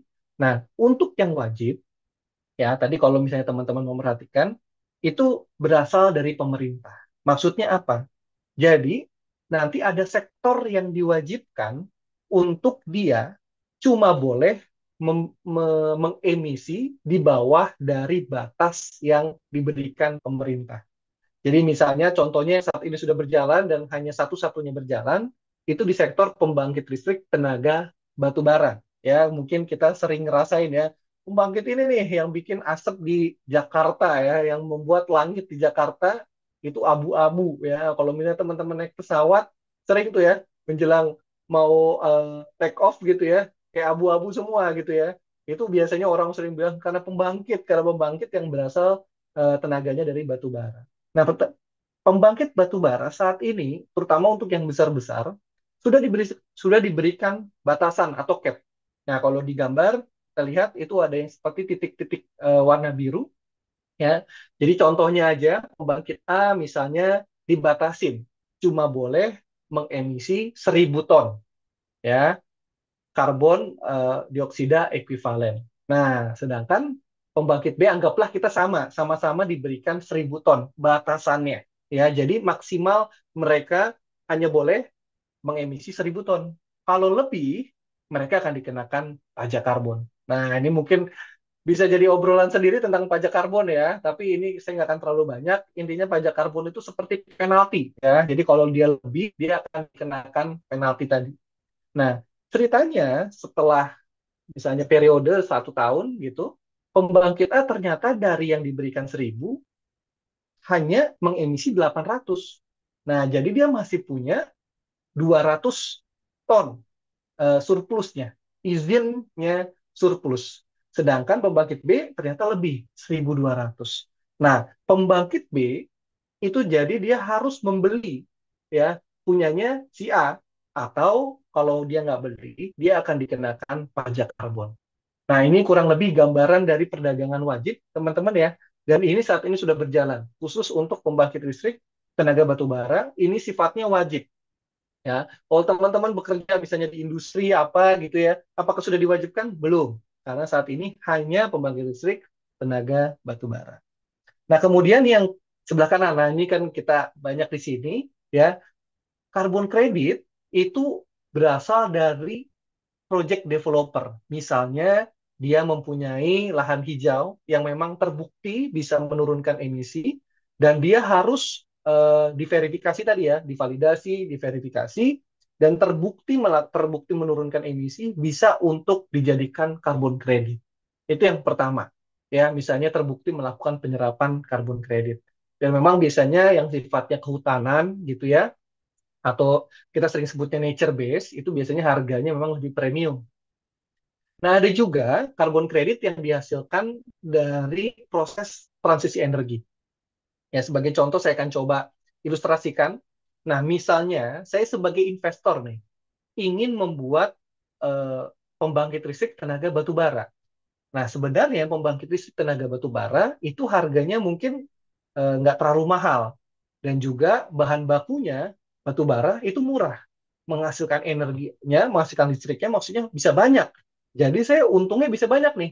Karena investasinya tidak terlalu besar, habis itu bahan bakunya tidak terlalu mahal, keuntungannya bisa banyak. Tapi emisinya juga banyak. Nah, kalau saya masuk tadi mengambil investasi tadi membuat batu bara apa pembangkit listrik batu bara, nantinya saya akan dipenalti tadi gitu ya. Saya akan kena pajak karbon, kewajiban-kewajiban yang lainnya, citra masyarakat juga jelek kayak gitu ya. Karena itu saya ganti deh. Saya mau investasi membangun pembangkit listrik misalnya tenaga angin. Nah, tapi investasi itunya untuk pembangkit tenaga angin ternyata lebih mahal. Terus listrik yang dihasilkan ini kadang-kadang bagus, kadang-kadang jelek, nggak konsisten. Namanya juga kita angin gitu ya. Jadi mungkin kadang-kadang ada, kadang-kadang nggak ada hasilnya mungkin dikit gitu ya. Lah sih jadi rugi dong ya. Kalau misalnya saya bikin yang lebih mahal, tapi ternyata keuntungan yang dihasilkannya lebih kecil. Nah, karena saya memilih yang lebih bersih, saya bisa mendapatkan karbon kredit di mana karbon kreditnya itu nanti saya bisa jual untuk saya bisa menutupi tadi yang biaya-biaya yang lainnya. Nah, kebalikannya, yang pembangkit listrik tenaga batu bara mungkin awalnya untungnya besar, tapi karena kewajiban-kewajiban yang lain, jadi untungnya sedikit atau malah jadi rugi. Ya, maka dari itu proses transisi energi ya bisa untuk menghasilkan karbon kredit. Oke, nah kurang lebih seperti itu. Nanti karbon kreditnya bisa dijual kepada siapa? Kepada perusahaan-perusahaan yang ingin melakukan offset, ya, atau pengimbangan emisi, atau juga bahkan mungkin masyarakat yang ingin berpartisipasi. Nah, ini saya skip aja. Ini adalah cara bertransaksi di bursa karbon ya. Ada pasar lelang, reguler, nego, marketplace. Ini kalau misalnya nanti pengguna jasa yang sudah masuk ke bursa karbon untuk melakukan pembelian karbon kredit. Ada beberapa langkahnya. Cuma saya nggak akan bahas di sini. Nah, ini juga ada peraturan-peraturan dari bursa karbon. Dan saya tentunya tidak akan bahas di sini karena bahas peraturan itu sangat mengebosanin ya, teman-teman ya. Ada terkait pendaftarannya, perdagangannya, pengguna jasa, pengawasan, biaya-biayanya. Nah, ada ya mungkin saya sedikit lah tentang biayanya. Biayanya hanya 0,11%. Sangat sangat sedikit teman-teman ya. Kalau teman-teman anggaplah belanja eh, 100.000 gitu ya, cuma ke kita cuma 100 perak kayaknya. Jadi sangat kecil untuk biayanya. Oke, nah ini mungkin ini topik yang akan kita bahas lebih banyak. Nah, sebenarnya karbon kredit itu tujuannya apa? Ya tadi kita untuk melakukan offset emisi. Kenapa harus offset emisi? Karena sebenarnya sudah banyak tekanan-tekanan untuk perusahaan-perusahaan melakukan eh, penurunan emisi ya. Misalnya dari pemerintah, tadi kita punya target NDC, target net zero, harus diturunkan emisinya. Kemudian dari sisi investor ya, sudah mulai banyak gitu ya eh, investor-investor gitu yang sudah melihat perusahaan mana yang mau diinvest. Kalau misalnya perusahaannya itu kayaknya nggak peduli sama lingkungan, nggak mau. Maunya perusahaan-perusahaan yang peduli kepada lingkungan, gitu ya. Dari lembaga keuangan juga sudah mulai dibangun portofolio-portofolio yang lebih memang green, gitu ya. Sudah banyak kalau misalnya kita lihat ya, teman-teman, saat ini perusahaan itu eh, anak usaha apa dulunya mungkin ada bisnis tambang itu sudah dikeluarkan supaya apa? Supaya rapot dari perusahaannya itu bisa lebih bagus karena udah keluar dari perusahaan itu bisnis misalnya pertambangannya yang memang merusak gitu. Jadi sudah mulai perusahaan-perusahaan juga concern. Nah, ini yang paling menarik nih, supplier and customer. Kalau misalnya teman-teman perhatikan gitu ya, mungkin Apple gitu ya, mungkin ya selain Apple 16 yang bermasalah ya, Apple 15 itu sudah karbon netral.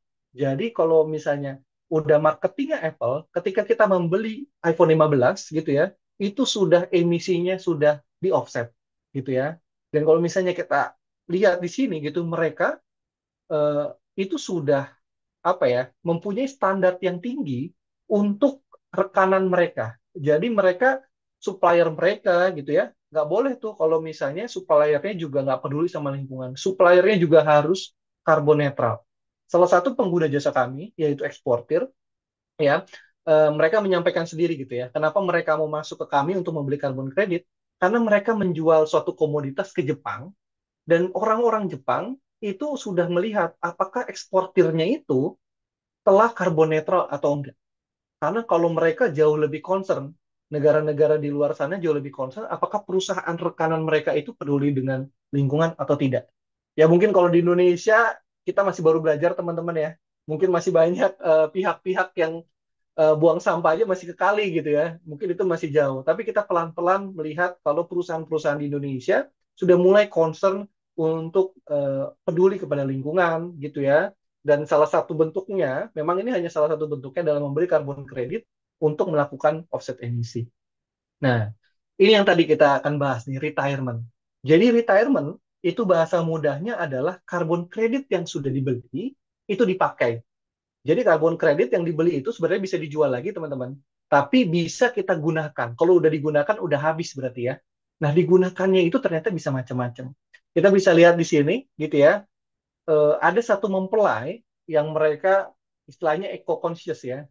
Jadi mereka menghitung berapa emisi dari transportasi tamu-tamu undangan. Dan mereka hitung, sudah banyak kalkulatornya sebenarnya, dan mereka menghitung, dan mereka membeli karbon kredit dengan jumlah sekian, dan mereka meng-offset untuk tujuan offset dari emisi transportasi mereka. Dan ada juga dari Pelita Air, salah satunya perusahaan penerbangan, dia membeli karbon kredit, dan dia meng-offset untuk beberapa penerbangan mereka.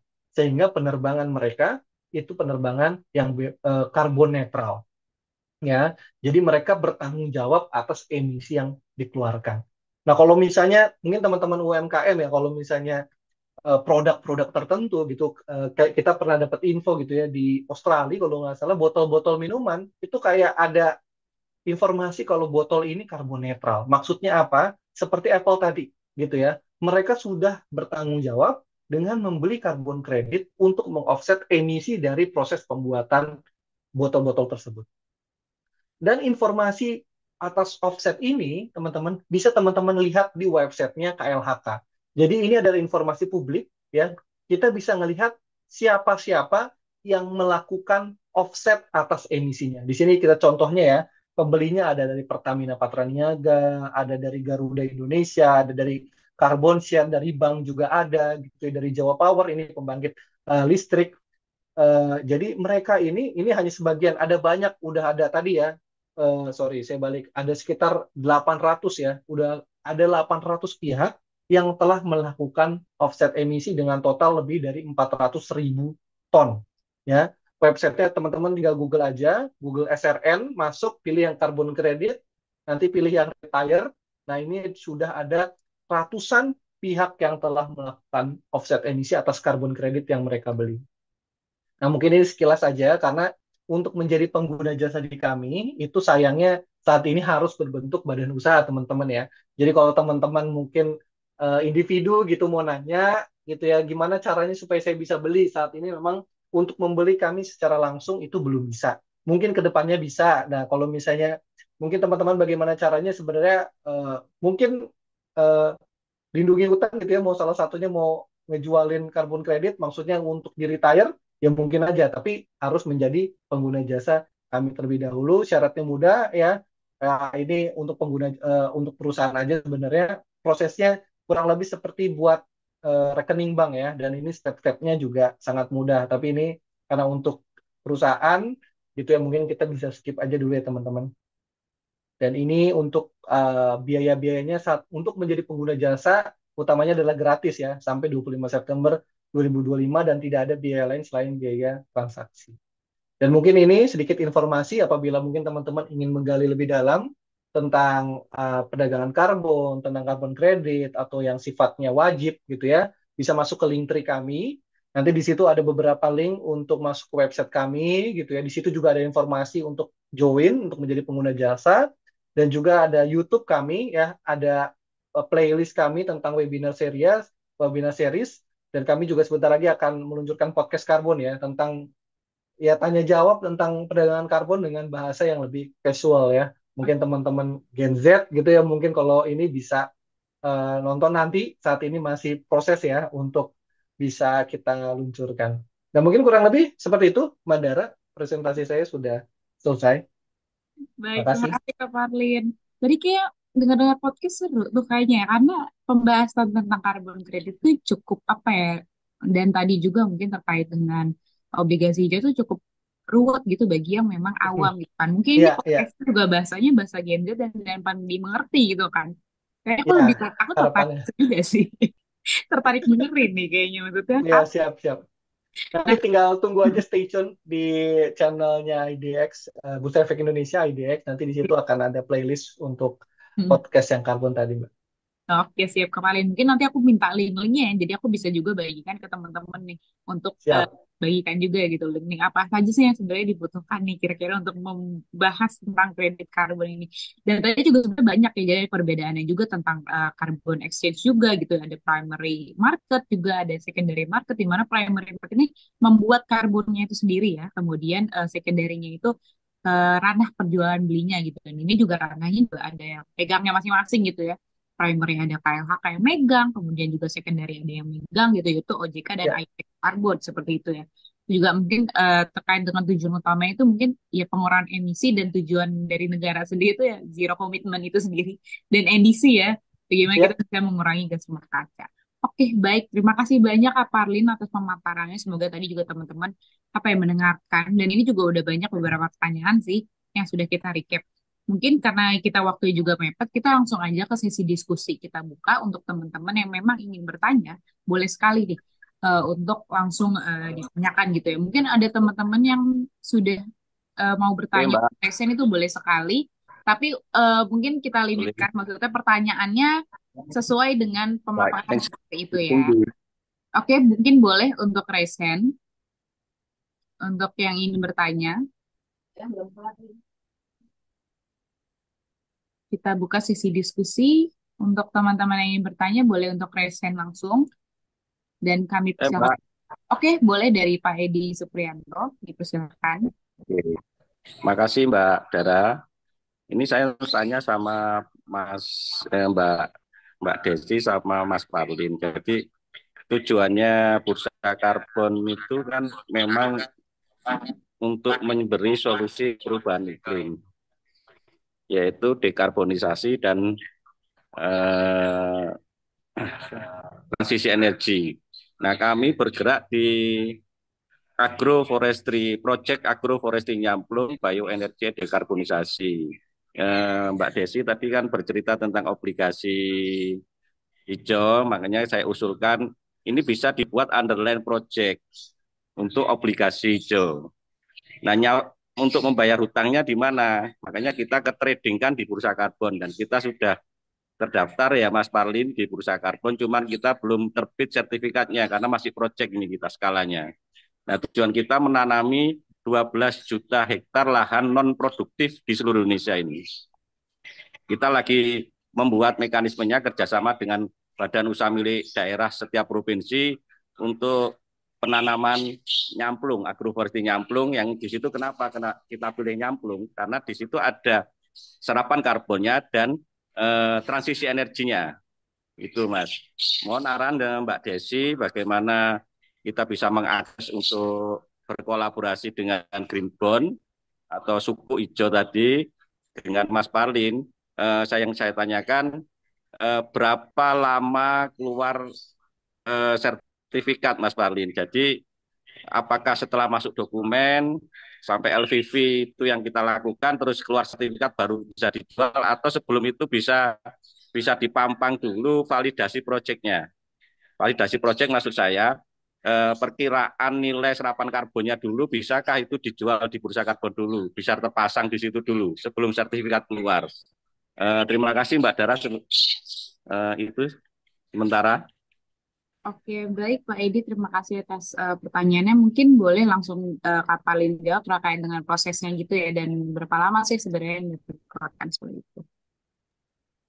Ya, sebenarnya kalau untuk proses karbon kreditnya mungkin Mbak Desi nih lebih lebih ini sebenarnya lebih lebih di bidangnya ya, karena memang seperti tadi saya sampaikan, memang kami kan lebih ke secondary market ya. Proses pembuatannya memang lebih banyak dari project developer sendiri, sama dari KLHK gitu, dan lembaga yang memvalidasi verifikasi LVV. Nanti mungkin tadi sih ya sekalian jawab ya.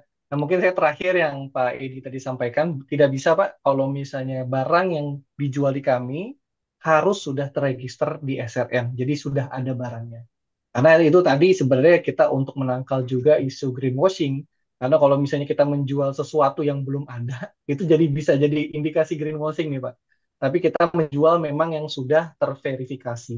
Jadi memang bukti penyerapannya itu sudah disahkan oleh KLHK. Jadi saat ini tidak bisa Pak, saat ini hanya yang sudah menjadi karbon kredit saja. Mungkin seperti itu dari tanggapan saya. Baik, terima kasih Mas Parlin. Oke, mungkin boleh Kak Desi untuk penjelasan singkat saja mungkin terkait dengan prosesnya seperti itu ya, boleh silakan. Iya, makasih Pak Edi. Ya terkait obligasi hijau tentu ya itu membuka kemungkinan ya terkait obligasi hijau. Cuman ya Pak Edi nanti harus cari siapa yang mau menerbitkannya. Tentunya untuk underlying tadi untuk rehabilitasi hutan bisa termasuk ya eligible project untuk obligasi hijau. Cuma nanti harus dicarikan siapa yang mau nerbitin ya. Nah, terus yang kedua, eh, proses sih untuk ini beda-beda ya tentunya ya. Tapi secara general, proses untuk mengeluarkan karbon kredit terkait NBS itu biasanya sekitar 2 tahun. Eh, tapi Pak Edi, nyamplung itu sama nggak sih kayak Pongamia? Nah, yang harus diperhatikan adalah ketika kita merehabilitasi hutan, kita tidak mengubah ekosistem sebelumnya. Kalau misalnya memang yang tidak produktif karena memang dulu ekosistemnya savana, ya memang harus savana. Nggak boleh jadi savana terus jadi forest gitu. Enggak. Jadi harus diperhatikan juga itu ya. Jadi kita tidak bisa sembarangan rehabilitasi, kita tidak bisa mengubah ekosistem sebelumnya. Jadi harus ada studi sebelumnya lah ya, studi untuk academic study apa sih ekosistem origin dari daerah tersebut atau area tersebut. Kemudian yang harus diperhatikan lagi adalah apakah nyamplung itu adalah native species. Karena tadi Pak Edi misalnya, oh mau 2 juta hektar, apakah itu native species di daerah tersebut? Ya, jadi kalau kita mau rehabilitasi, ya harus sebenarnya bisa yang lain, tapi harus ecoregion lah ya di sana. Eh, ini juga akan diperhatikan oleh buyer karena mereka ingin melihat apakah yang ditanam itu memang spesiesnya di sana karena memang maksudnya kita adalah untuk merestorasi asal ekosistem tersebut yang tadinya forest tuh tadinya ekosistemnya apa sih gitu ya. Jadi tidak bisa itu harus diperhatikan lah ya apa technical technical requirement seperti itu. Jadi eh, kalau misalnya mau 2 juta semuanya pakai nyamplung, ya itu tolong dilihat ya, itu itu native species di daerah tersebut atau bukan. Itu mungkin ya Dara ya. Oke, baik. Terima kasih Kak Desi. Mungkin Terima untuk kasih selanjutnya, Mbak Desi. Satu lagi Oke boleh Pak nggak Edi. Mbak Dara? Oh iya, silakan Pak Edi. Mbak Dara, ini kan kita membuat namanya landscaping ekosistem netral karbon. Jadi yang kita lagi landscaping di sini adalah kayak lahan-lahan batu bara, lahan-lahan gambut. Itu kalau gambut kita restorasi dengan penanaman nyamplung. Nah, lahan-lahan batu bara itu sebaiknya tidak usah ditambang karena di situ ada simpanan karbon. Kalau seandainya lahan batu bara ini rusak, sulit untuk dikembalikan lagi. Jadi kita sudah menginventarisir dari landscaping ekosistem yang netral karbon itu apa aja nanti. Satu hutan tropis, dua lahan gambut, tiga lahan batu bara, dan sumber-sumber minyak. Nah, seandainya ini tidak ditambang itu me- me- mengendalikan simpanan karbon alami. Makanya saya kasih solusi nyamplung itu kenapa? Karena di situ ada bioenergi jadi biosolar. Cangkangnya nyamplung itu bisa untuk biomasa. Yang nilai kalorinya sudah kita riset 4.200 sampai 5.700 kilokalori. Nah, harapan saya apakah simpanan-simpanan karbon yang di batu bara yang nggak usah ditambang ini bisa diklaimkan atau bisa disertifikasi, Mbak. Oke, itu Mbak terkait dengan Desi itu. data karbon naturalnya ya, seperti itu ya? Ya, jadi simpanan karbon yang di Mm-mm. lahan-lahan pertambangan batu bara nggak Mm-mm. usah ditambah. Dia Mhm. akan menyimpan karbon alami. Mhm. Ini bisa dihitung. Mhm. Oke, Terus di lahan gambut juga bisa dihitung kalau kita pelihara biar nggak rusak. Nah, ini kalau kita oke. sertifikasi apa bisa ditradingkan Berarti juga. secara polisinya apakah bisa gitu ya, Kak Desi, atau tidak? Karena ini kan Ya, natural gitu ya. Bagaimana nih untuk dijawab? Kira-kira apakah natural memang bisa base. secara Betul. karbon natural base tersebut bisakah disertifikasi dan diklaim gitu ya? Ini kan jatuh kayak diklaim gitu kan. Ya, Bagaimana? jadi itu solusi bagi pengusaha batu bara itu biar biar oh ya sudah, saya nggak usah nambang, tapi penghasilan saya dari mensertifikasi iup-iup saya itu aja nggak usah saya tambangkan gitu. Mhm. Oke, mungkin boleh Jadi langsung tidak jawab. merusak bumi. Oke, Baik. terima kasih Pak Edi.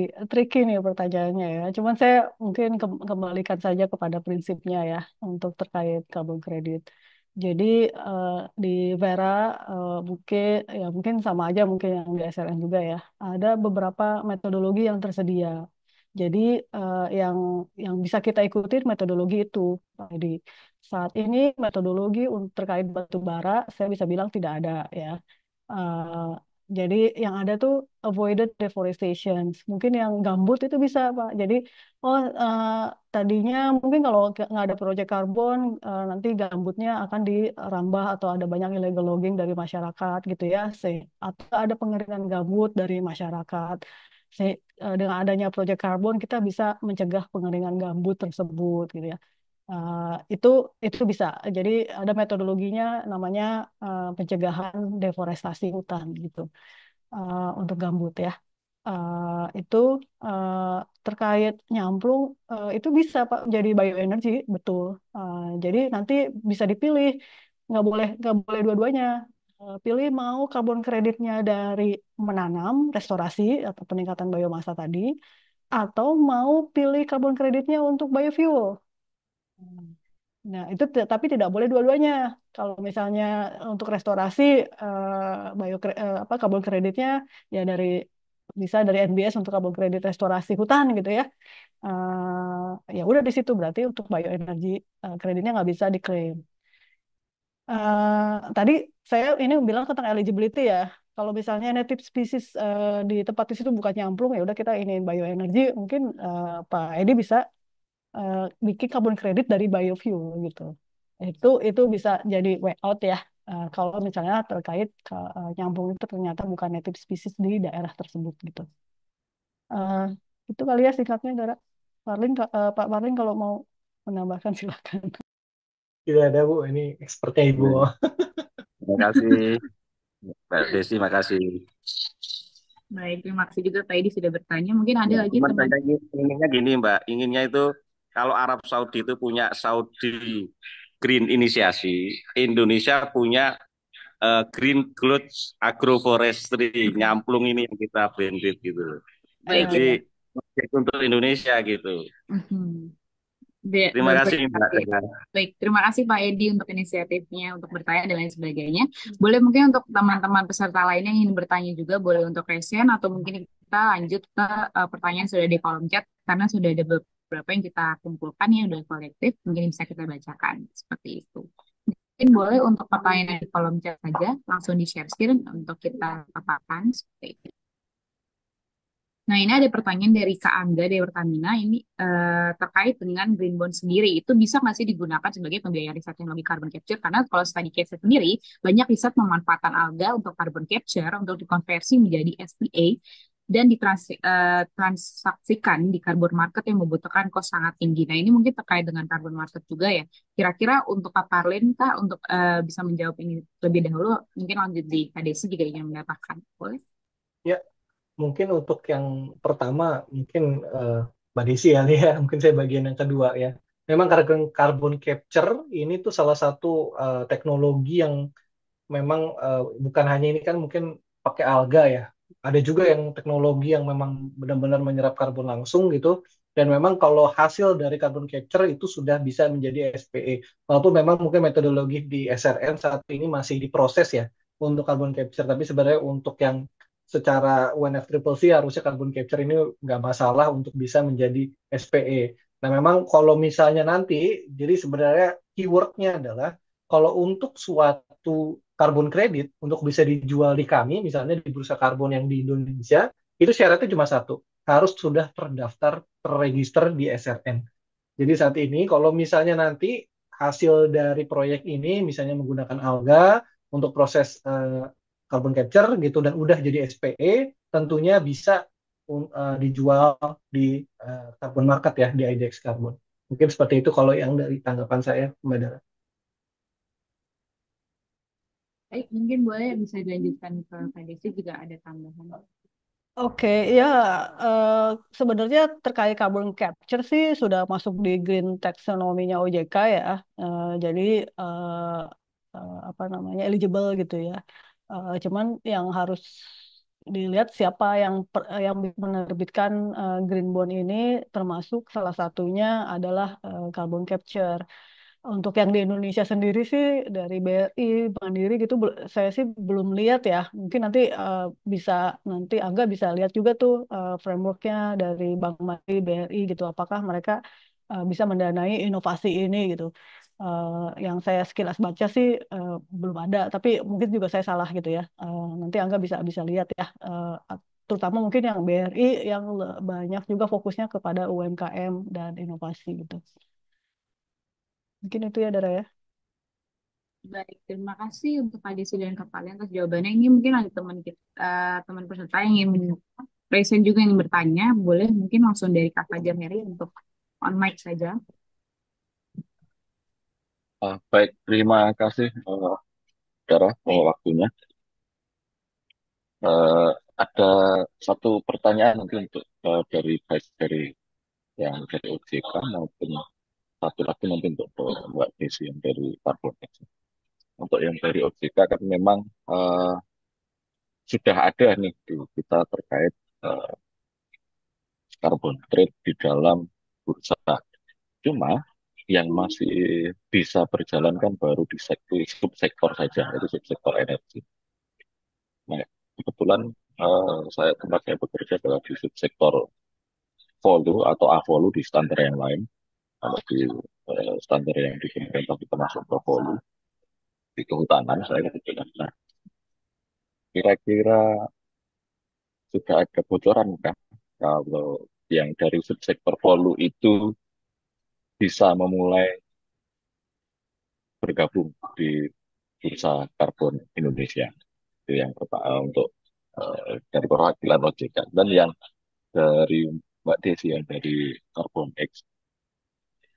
Carbon X kan kalau saya tidak salah dengar dan tidak salah membaca itu ada salah satu kerjasama juga dengan sektor volume yang sudah sangat terkenal dan mungkin termasuk salah satu perusahaan yang menjadi pionirnya perdagangan karbon dari sektor volume itu PT RNG. Nah, untuk bisa bekerja sama layaknya PT RMB itu syaratnya seperti apa biar bisa bekerjasama dengan Carbon X? Itu yang pertama. Terus yang kedua, masalah pendanaan, financing terhadap proyek itu yang disampaikan oleh Mbak Desi tadi kan banyak sekali peluangnya dari ini. Tapi sampai saat ini perusahaan kami belum bisa mendapatkan satu pun. Ada satu dua yang memang tertarik, tapi sampai saat ini belum goal. Apakah ada kiat-kiat dari Mbak Desi yang bisa di-share juga ke kami? Karena kami cukup punya komitmen untuk bisa melakukan kegiatan ini. Karena sebelum ada hype-nya karbon perkarbonan ini, eh, di salah satu perusahaan HPH dalam ini, di HPH di kami itu sudah memegang sertifikat FSC. Itu kan kurang lebih sama kegiatannya karena tujuannya untuk itu ke sana. Mulai dari eh, manusianya, kemudian kita juga ada restorasinya itu, dan ada satu titik kunci yang sudah kita lakukan juga namanya real carbon, yang dulu namanya reduce impact logging dalam hal karbon, RILC. Sejak tahun 2014 itu kami lakukan. Nah, kira-kira menurut Mbak Desi kita tuh kurang apa sih kok sampai tidak dilirik oleh uh, pendana? Itu. Itu saja Mbak, terima kasih. Oke, baik. Jadi ada dua pertanyaan terkait dengan sneak peek-nya gitu ya kepada mohon Ya, maaf ini Kaparin dari IDX Carbon. Apakah semua sudah masuk dan kemudian bagaimana cara bekerja sama dengan Carbon X? Kemudian juga apa ya cara-cara gitu ya kiat-kiat untuk mendapatkan pendanaan. Nah, mungkin ini untuk pertanyaan kedua itu bisa menjawab pertanyaan yang ada di kolom chat juga sebelumnya terkait dengan proyek kecil mini project tentang lingkungan. Bagaimana sih sebenarnya saran lain gitu, saran atau proses-proses lain yang bisa kita apa ya lakukan untuk mendapatkan pendanaan seperti itu selain obligasi hijau dan lain sebagainya gitu dari investor-investor gitu. Secara lainnya seperti apa gitu. Mungkin boleh langsung dijawab saja perlahan dari step by step dari Kak Parlin kemudian Kak Desi. Oke, tadi ya Pak untuk Pak Fajar, sebenarnya Pak untuk sektor volu Pak, kalau misalnya mau masuk ke skema yang voluntary sudah bisa masuk Pak. Jadi tidak perlu menunggu, tapi memang prosesnya harus membuat karbon kredit. Nah untuk perdagangan wajib, sebenarnya sudah ada Pak peraturan dari dulu masih Permen LHK ya, terkait perdagangan emisinya, tapi memang hanya untuk sektor eh, gambut dan juga mangrove ya, kalau nggak salah. Dan jadi memang kalau untuk dua sektor tersebut, subsektor mangrove dan gambut itu memang sudah ada peraturannya. Nanti Bapak bisa baca Pak Permen LHK terkait perdagangan emisi di sektor kehutanan. Tapi kalau misalnya Bapak ingin menjadi penjual karbon kredit, sebenarnya sudah bisa dilakukan Pak. Selama Bapak tadi mengikuti proses untuk proses pembuatan karbon kredit, seperti langkah-langkah yang tadi saya sudah jelaskan Pak ya, ada dokumen DRAM, divalidasi, diverifikasi. Memang tadi prosesnya mungkin kalau kata Mbak Desi mungkin bisa sampai 2 tahun gitu Pak ya, untuk bisa karbon kreditnya ada dan bisa dijual. Dan itu sebenarnya selama karbon kreditnya sudah terregister di SRN untuk saat ini sudah bisa dijual di bursa karbon kami Pak. Mungkin itu Mbak ya, Mbak Dara dari saya. mungkin Pak Arin untuk info. Ya, Jadi di perusahaan kami sudah ada satu yang kita prosesnya sudah ke verifikasi sekarang saat ini. oke. Kalau registrasi kami sudah melakukan registrasi di SRN sudah, tinggal nunggu nanti Ya, hasil dari verifikasi ini seperti apa. Jadi mau berapa sih yang hasilnya ya, dan ya, SPE-nya keluar. Kami tinggal nunggu SPE saja ya, sebenarnya. Pak. Nah, Ya, Pak kok. apakah kalau dari sektor hulu kalau SPE-nya sudah keluar itu Mm-mm. bisa langsung proses juga untuk ke karbon, ke bursa karbon itu? Bisa Pak. Bisa Pak. Jadi bahkan Bapak sambil menunggu nih Pak, proses verifikasi juga bisa Pak mau mendaftar di kami Pak. Supaya nanti di hari Oke. Bapak sudah dapat bisa langsung dijual ke Ah, kami, itu bisa Pak. Gitu daripada oke, nanti siap, nunggu siap. lagi daripada Bapak SP keluar gitu Pak ya, baru masuk ke kami, Hmm. butuh proses juga di kami gitu. Mungkin Bapak Hmm. bisa langsung saja sekarang supaya sambil nunggu nanti bisa langsung dijual. Seperti itu bisa Pak. Oke. Ya, terus tambahan lagi untuk proses voluntary, Pak. Voluntary Iya, itu kalau di sektor kehutanan, hambatan kami adalah belum adanya peraturan kaitannya dengan mutual recognition agreement antara standar yang digunakan di volunteer itu yang terkenal di market kan, Bapak tahu sendiri ya, kalau nggak Vera ya gold standar. Itu Ya, ya, sama sekali belum ada MRE-nya. betul. Akhirnya kita terhambat di situ, Pak. Itu saja, Pak, Ya, tambahan saya. iya. Ya, Pak, betul. Emang skema untuk perdagangan internasional, Pak ya. Mutual recognition kan sebenarnya harapan untuk bisa keluar. Saat ini memang kita masih menunggu peraturan dari Menteri Lingkungan Hidup saja ya, harusnya. Sekarang Ya, Menteri Lingkungan Hidup untuk bisa terkait penjualan secara internasional, Pak. Karena kalau dari peraturan yang sudah ada, memang dibutuhkan namanya otorisasi, Pak, untuk melakukan perdagangan internasional. Nah, peraturan yang teknis tersebutnya yang belum ada, Pak. yang belum keluar. Ya, Betul. Jadi memang kita masih menunggu juga sih, Pak. Harapannya perdagangan internasional karbon kredit Indonesia ini juga banyak, Pak. Sehingga penjual karbon kredit dari Indonesia bisa mendapatkan harga lebih baik, Pak ya. Baik. ya semoga dengan Menteri Kehutanan yang baru dan adanya putusan khusus untuk perubahan iklim bisa segera, Mas. Baik. Ya, amin, Pak. Terima kasih Kak Fajar. Mungkin bisa dilanjutkan terkait dengan proses kerjasamanya gitu ya untuk nanti. Oh iya, kami terbuka, Pak Fajar. Terima kasih. Tentunya kami terbuka bekerja sama dengan berbagai pihak. Tadi saya menyimpulkan Pak Fajar berarti punya HPH gitu ya, konsesi HPH gitu. Ya. Jadi apa? eh, mungkin kita bisa explore lah collaboration ya, Pak Fajar terkait itu. Eh, yang dimana bisa saling mengisi gitu ya, add value. Kemudian apa sih tips untuk mendapatkan pendanaan hijau? Saya rasa mungkin yang paling paling gampang gitu daripada kita bikin obligasi hijau yang tadi Ya, itu ribet kan gitu terlalu ya, rumit. ribet gitu ya. Menurut saya yang paling ini adalah kerjasama dengan international organization Pak Fajar atau dengan Hmm. NGO lokal yang ya misalnya aja gitu ya di Kalbar saya baru saja mungkin seminggu yang lalu gitu. Green Climate Fund baru menyetujui pendanaan hibah sebesar 65 juta dolar loh untuk Kalimantan Barat. Waduh, Sangat eh besar banget loh itu. untuk untuk GIZ gitu. Itu organisasi-organisasi seperti itu mungkin Pak Fajar bisa bisa ini ya, bisa Tapi apakah memungkinkan putus. untuk private sector, Mbak? Kan kebanyakan kan itu kalau nggak ke NGO ya mungkin malah ke pemerintah daerah gitu. Apakah Nah, ada kemungkinan untuk private sector itu? sangat memungkinkan Pak Fajar. Jadi dari Carbon X sendiri kami ada kerjasama dengan USAID program eh, itu untuk terkait agroforestry untuk community based agroforestry di konsesi kami. Yang perlu diperhatikan adalah adanya impact tadi ya, impact. Eh, jadi Pak Fajar harus bisa menjual itu. Bagaimana impact terhadap community, peningkatan ekonomi community dari programnya Pak Fajar gitu. Bagaimana bisa eh, apa program tersebut bagaimana perhatiannya terhadap misalnya gender equity gitu. Hal-hal dampak-dampak seperti itu yang harus di-highlight ya ketika kita mungkin bicara dengan NGO atau organisasi internasional Pak Fajar. Berarti memang harus dimunculkan yang kaitannya, apalagi yang berkaitan langsung dengan prinsip-prinsipnya SDG harus kita munculkan berarti ya. Betul, Betul. ya.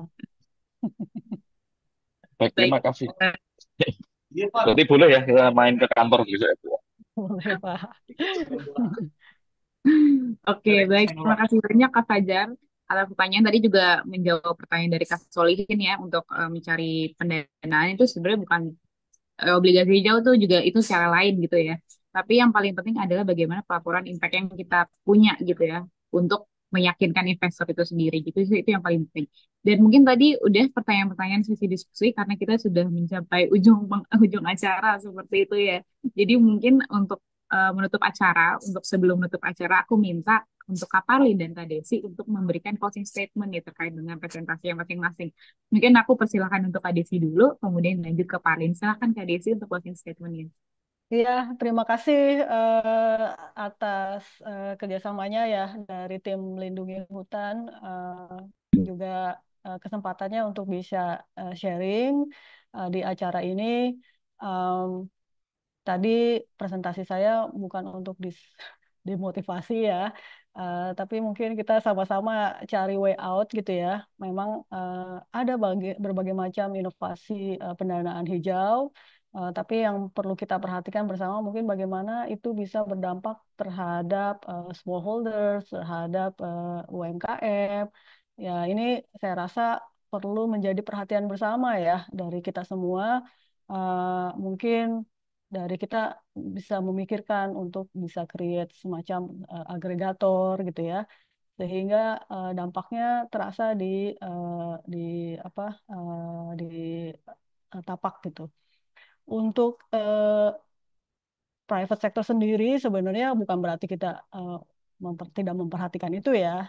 Justru ketika kita ingin mendapatkan pendanaan hijau yang tadi besar-besar, kita juga harus memperlihatkan dampak yang besar-besar dan bisa membuktikan itu. Jadi tidak hanya on paper look nice gitu ya, tapi at the end of the day pasti orang akan melihat apakah memang dampak itu nyata gitu. Dan saya rasa ini juga penting terhadap carbon credit market ya. Bagaimana aktor-aktor Indonesia sama-sama membangun environment integrity untuk carbon credit di Indonesia. Jadi artinya kita harus sama-sama eh, melakukan proyek ini bukan semata-mata misalnya ya yang penting ada profit gitu ya. Tapi kita sama-sama untuk bisa memperlihatkan dunia kalau carbon credit di Indonesia itu high quality ya. High quality artinya kita bisa berdampak terhadap community, bisa meningkatkan keanekaragaman hayati, bisa meningkatkan job creations gitu. Nah, ini adalah saya rasa tidak hanya bukan hanya pekerjaan uh, project developer, ini pekerjaan kita kita semua lah ya, harus saling saling mendukung supaya kita bisa mendapatkan kepercayaan ya dari dunia nasional maupun juga internasional yang menjadi tanggung jawab kita bersama. Demikian, semoga tadi sharing saya bisa bermanfaat bagi teman-teman semua. Terima kasih. Ya, makasih Baik, Mbak terima Desi. kasih Kak Desi. Boleh untuk ngapalin Ya, untuk closing statement nih. ya mungkin rangkuman juga sedikit ya dari apa yang saya sampaikan. Jadi mungkin teman-teman terkait ekonomi berbasis hijau ya, di mana nanti turunan-turunannya adalah karbon kredit juga, obligasi hijau juga gitu ya. Ini adalah suatu tren yang saat ini sekarang sedang bisa dibilang seksi-seksinya gitu ya, banyak yang mencari tahu, banyak yang ingin belajar, dan sebenarnya ini lebih kepada bagaimana perekonomian atau keuangan gitu ya digunakan untuk tujuan supaya bumi kita ini bisa sembuh lah kurang lebih seperti itu. Karena kita sudah melihat dampak-dampak yang mulai kerasa. Salah satu toolsnya adalah dengan masuk ke perekonomian di mana membebankan menjadi harga, menjadi kewajiban yang harus dibayar dan segala macamnya. Dan jadi tadi sebenarnya secara prinsip ya nilai ekonomi karbon pihak yang mengeluarkan banyak emisi akan dikenakan kewajiban. Sementara pihak-pihak yang berusaha untuk menurunkan emisi akan mendapatkan kredit, di mana kreditnya itu nantinya bisa dalam bentuk uang juga salah satunya ya. Dan itulah sekarang tren saat ini, teman-teman. Jadi kita dalam melakukan aktivitas bisnis kita gitu ya, mungkin investasi kita terkait isu lingkungan itu menjadi suatu hal faktor yang sangat diperhitungkan untuk saat ini. Mungkin kurang lebih segitu aja closing statement saya dari saya, Mbak Dara. Terima kasih. Baik, terima kasih Kak Parin. Tapi semoga apa yang kita lakukan Terima kasih semuanya, Kak Fatin. hijau dan lain sebagainya itu tidak berujung kepada greenwashing seperti gitu ya. Oke, Betul. baik. Untuk menutup sebelumnya, aku juga mau nih untuk foto bareng dulu. Jadi kita teman-teman mungkin boleh on cam dulu. Kita akan screenshot foto bareng-bareng untuk mengabadikan momen. Nanti tentu dokumentasinya akan aku bagikan juga. Boleh untuk teman-teman kita on cam. Nanti setelah ini aku akan ada pengumuman sedikit. Setelah itu kita akan penutupan seperti itu. Boleh silakan teman-teman, kita tunggu waktunya. Kita ada 3 slide, jadi kita akan foto 3 kali. Seperti itu. Oke. Apakah dari tim teknis manajemen sudah siap? Dari Mas Indro mungkin sudah ya. Oke, aku izin untuk aba-aba dari aku. Tidak apa-apa untuk yang kamera tidak bisa on cam, tidak apa-apa. Jadi dimohon untuk chatnya kita urungkan dulu. Baik, untuk slide 1, aba-aba dari aku, dimohon untuk teman-teman lindungi untuk screenshot. 1, 2, 3. Oke, slide selanjutnya. Sebentar. 1, 2, 3. Slide terakhir. 1, 2, 3. Oke, baik. Terima kasih banyak Kak Desi dan Kak Parlin atas pemaparannya. Mungkin jika ada kegiatan selanjutnya nggak apa-apa banget untuk Kak Parlin dan Kak Desi untuk meninggalkan ini, karena aku hanya akan menyampaikan beberapa pengumuman saja seperti itu. Sekali lagi terima kasih banyak Kak Parlin dan Kak Desi atas pemaparannya. Semoga insight-insightnya juga dapat dipahami oleh teman-teman. Tentu materi akan kami bagikan. Terima kasih juga Kak Desi dan Kak Parlin sudah memperbolehkan materinya untuk diberikan kepada teman-teman ya. Oke, Terima saya izin kasih live Mbak ya. Oke, izin Pak live. Terima Malik. kasih Bapak-bapak, Terima teman-teman kasih. semua. Oke, Izin mungkin live. Terima kemarin kasih. boleh untuk slide selanjutnya aku akan memaparkan beberapa pengumuman terkait dengan peserta yang beruntung nih. Jadi tadi ada penanya memang ya, penanya yang sudah aktif nih cukup aktif. Mungkin boleh untuk di share screen untuk teman-teman lindungi hutan untuk bisa klaim hadiah ya teman-teman itu dari Kak Fajar Heri. Jadi ini random saja nanti ada kuis juga. Aku akan rencanakan setelah webinarnya ada kuis. Jadi teman-teman yang ingin klaim hadiah juga dari Lindungi Hutan bisa banget ikut kuisnya. Nanti yang dihitung adalah tercepat dengan nilai tertinggi seperti itu ya. Nanti pengumumannya akan aku bagikan mungkin hari ini malam ini ya, malam ini pengumumannya kemudian besok harinya. Seperti itu teman-teman. Oke, sekali lagi selamat kepada Pak Fajar Heri sudah menjadi peserta beruntung pada kesempatan kali ini. Mohon untuk Terima kasih. mungkin boleh screenshot dulu, langsung chat aja ke nomor tersebut untuk marketing lindung hutan. Untuk selanjutnya, Iya. pengumumannya adalah terkait dengan sertifikat. Teman-teman bisa banget untuk absensi dan klaim sertifikat di tinyurl.com/sertifikat GS12. Teman-teman bisa mendapatkan sertifikat melalui link-link tersebut. Jadi bisa banget diklik ya teman-teman. Oke, selanjutnya ini terkait dengan program-program lindungi hutan seperti itu ya. Ini kita punya policy review di mana teman-teman bisa baca-baca apa sih yang sebenarnya sudah kita tuliskan terkait dengan policy review dari pemerintah dan apa yang kita dapatkan dan kita review seperti itu. Ini eh, terkait dengan mengenai pengelolaan kawasan mangrove, kemudian lembaga-lembaga yang mempunyai andil dalam kawasan terkait dan juga ada studi kasusnya. Teman-teman bisa langsung klik aja link yang sudah ada di kolom chat. Untuk selanjutnya, kita punya program-program di mana teman-teman UMKM atau perusahaan bisa ikut berkolaborasi dengan Lindungi Hutan melalui open repost ataupun konten collab. Nah, open repost sendiri ini teman-teman bisa untuk promosi terkait dengan produk-produk UMKM teman-teman, produk-produk perusahaan teman-teman. Kemudian nanti ada syarat dan ketentuannya bisa langsung klik aja di link yang sudah di kolom chat yaitu tinyurl.com/tribute to business. Di sini kita akan merepost Instagram story dari usaha teman-teman UMKM dan perusahaan ataupun brand ya. Kemudian selanjutnya ada konten collab di mana di sini kita bisa berkolaborasi membuat konten bersama yang kita akan post di media sosial masing-masing akun sosial media kita. Seperti itu. Sekali lagi terima kasih teman-teman yang sudah hadir pada sore hari ini untuk Green Screen 13 dan terima kasih sekali lagi antusiasnya untuk teman-teman yang sudah join. Sampai jumpa.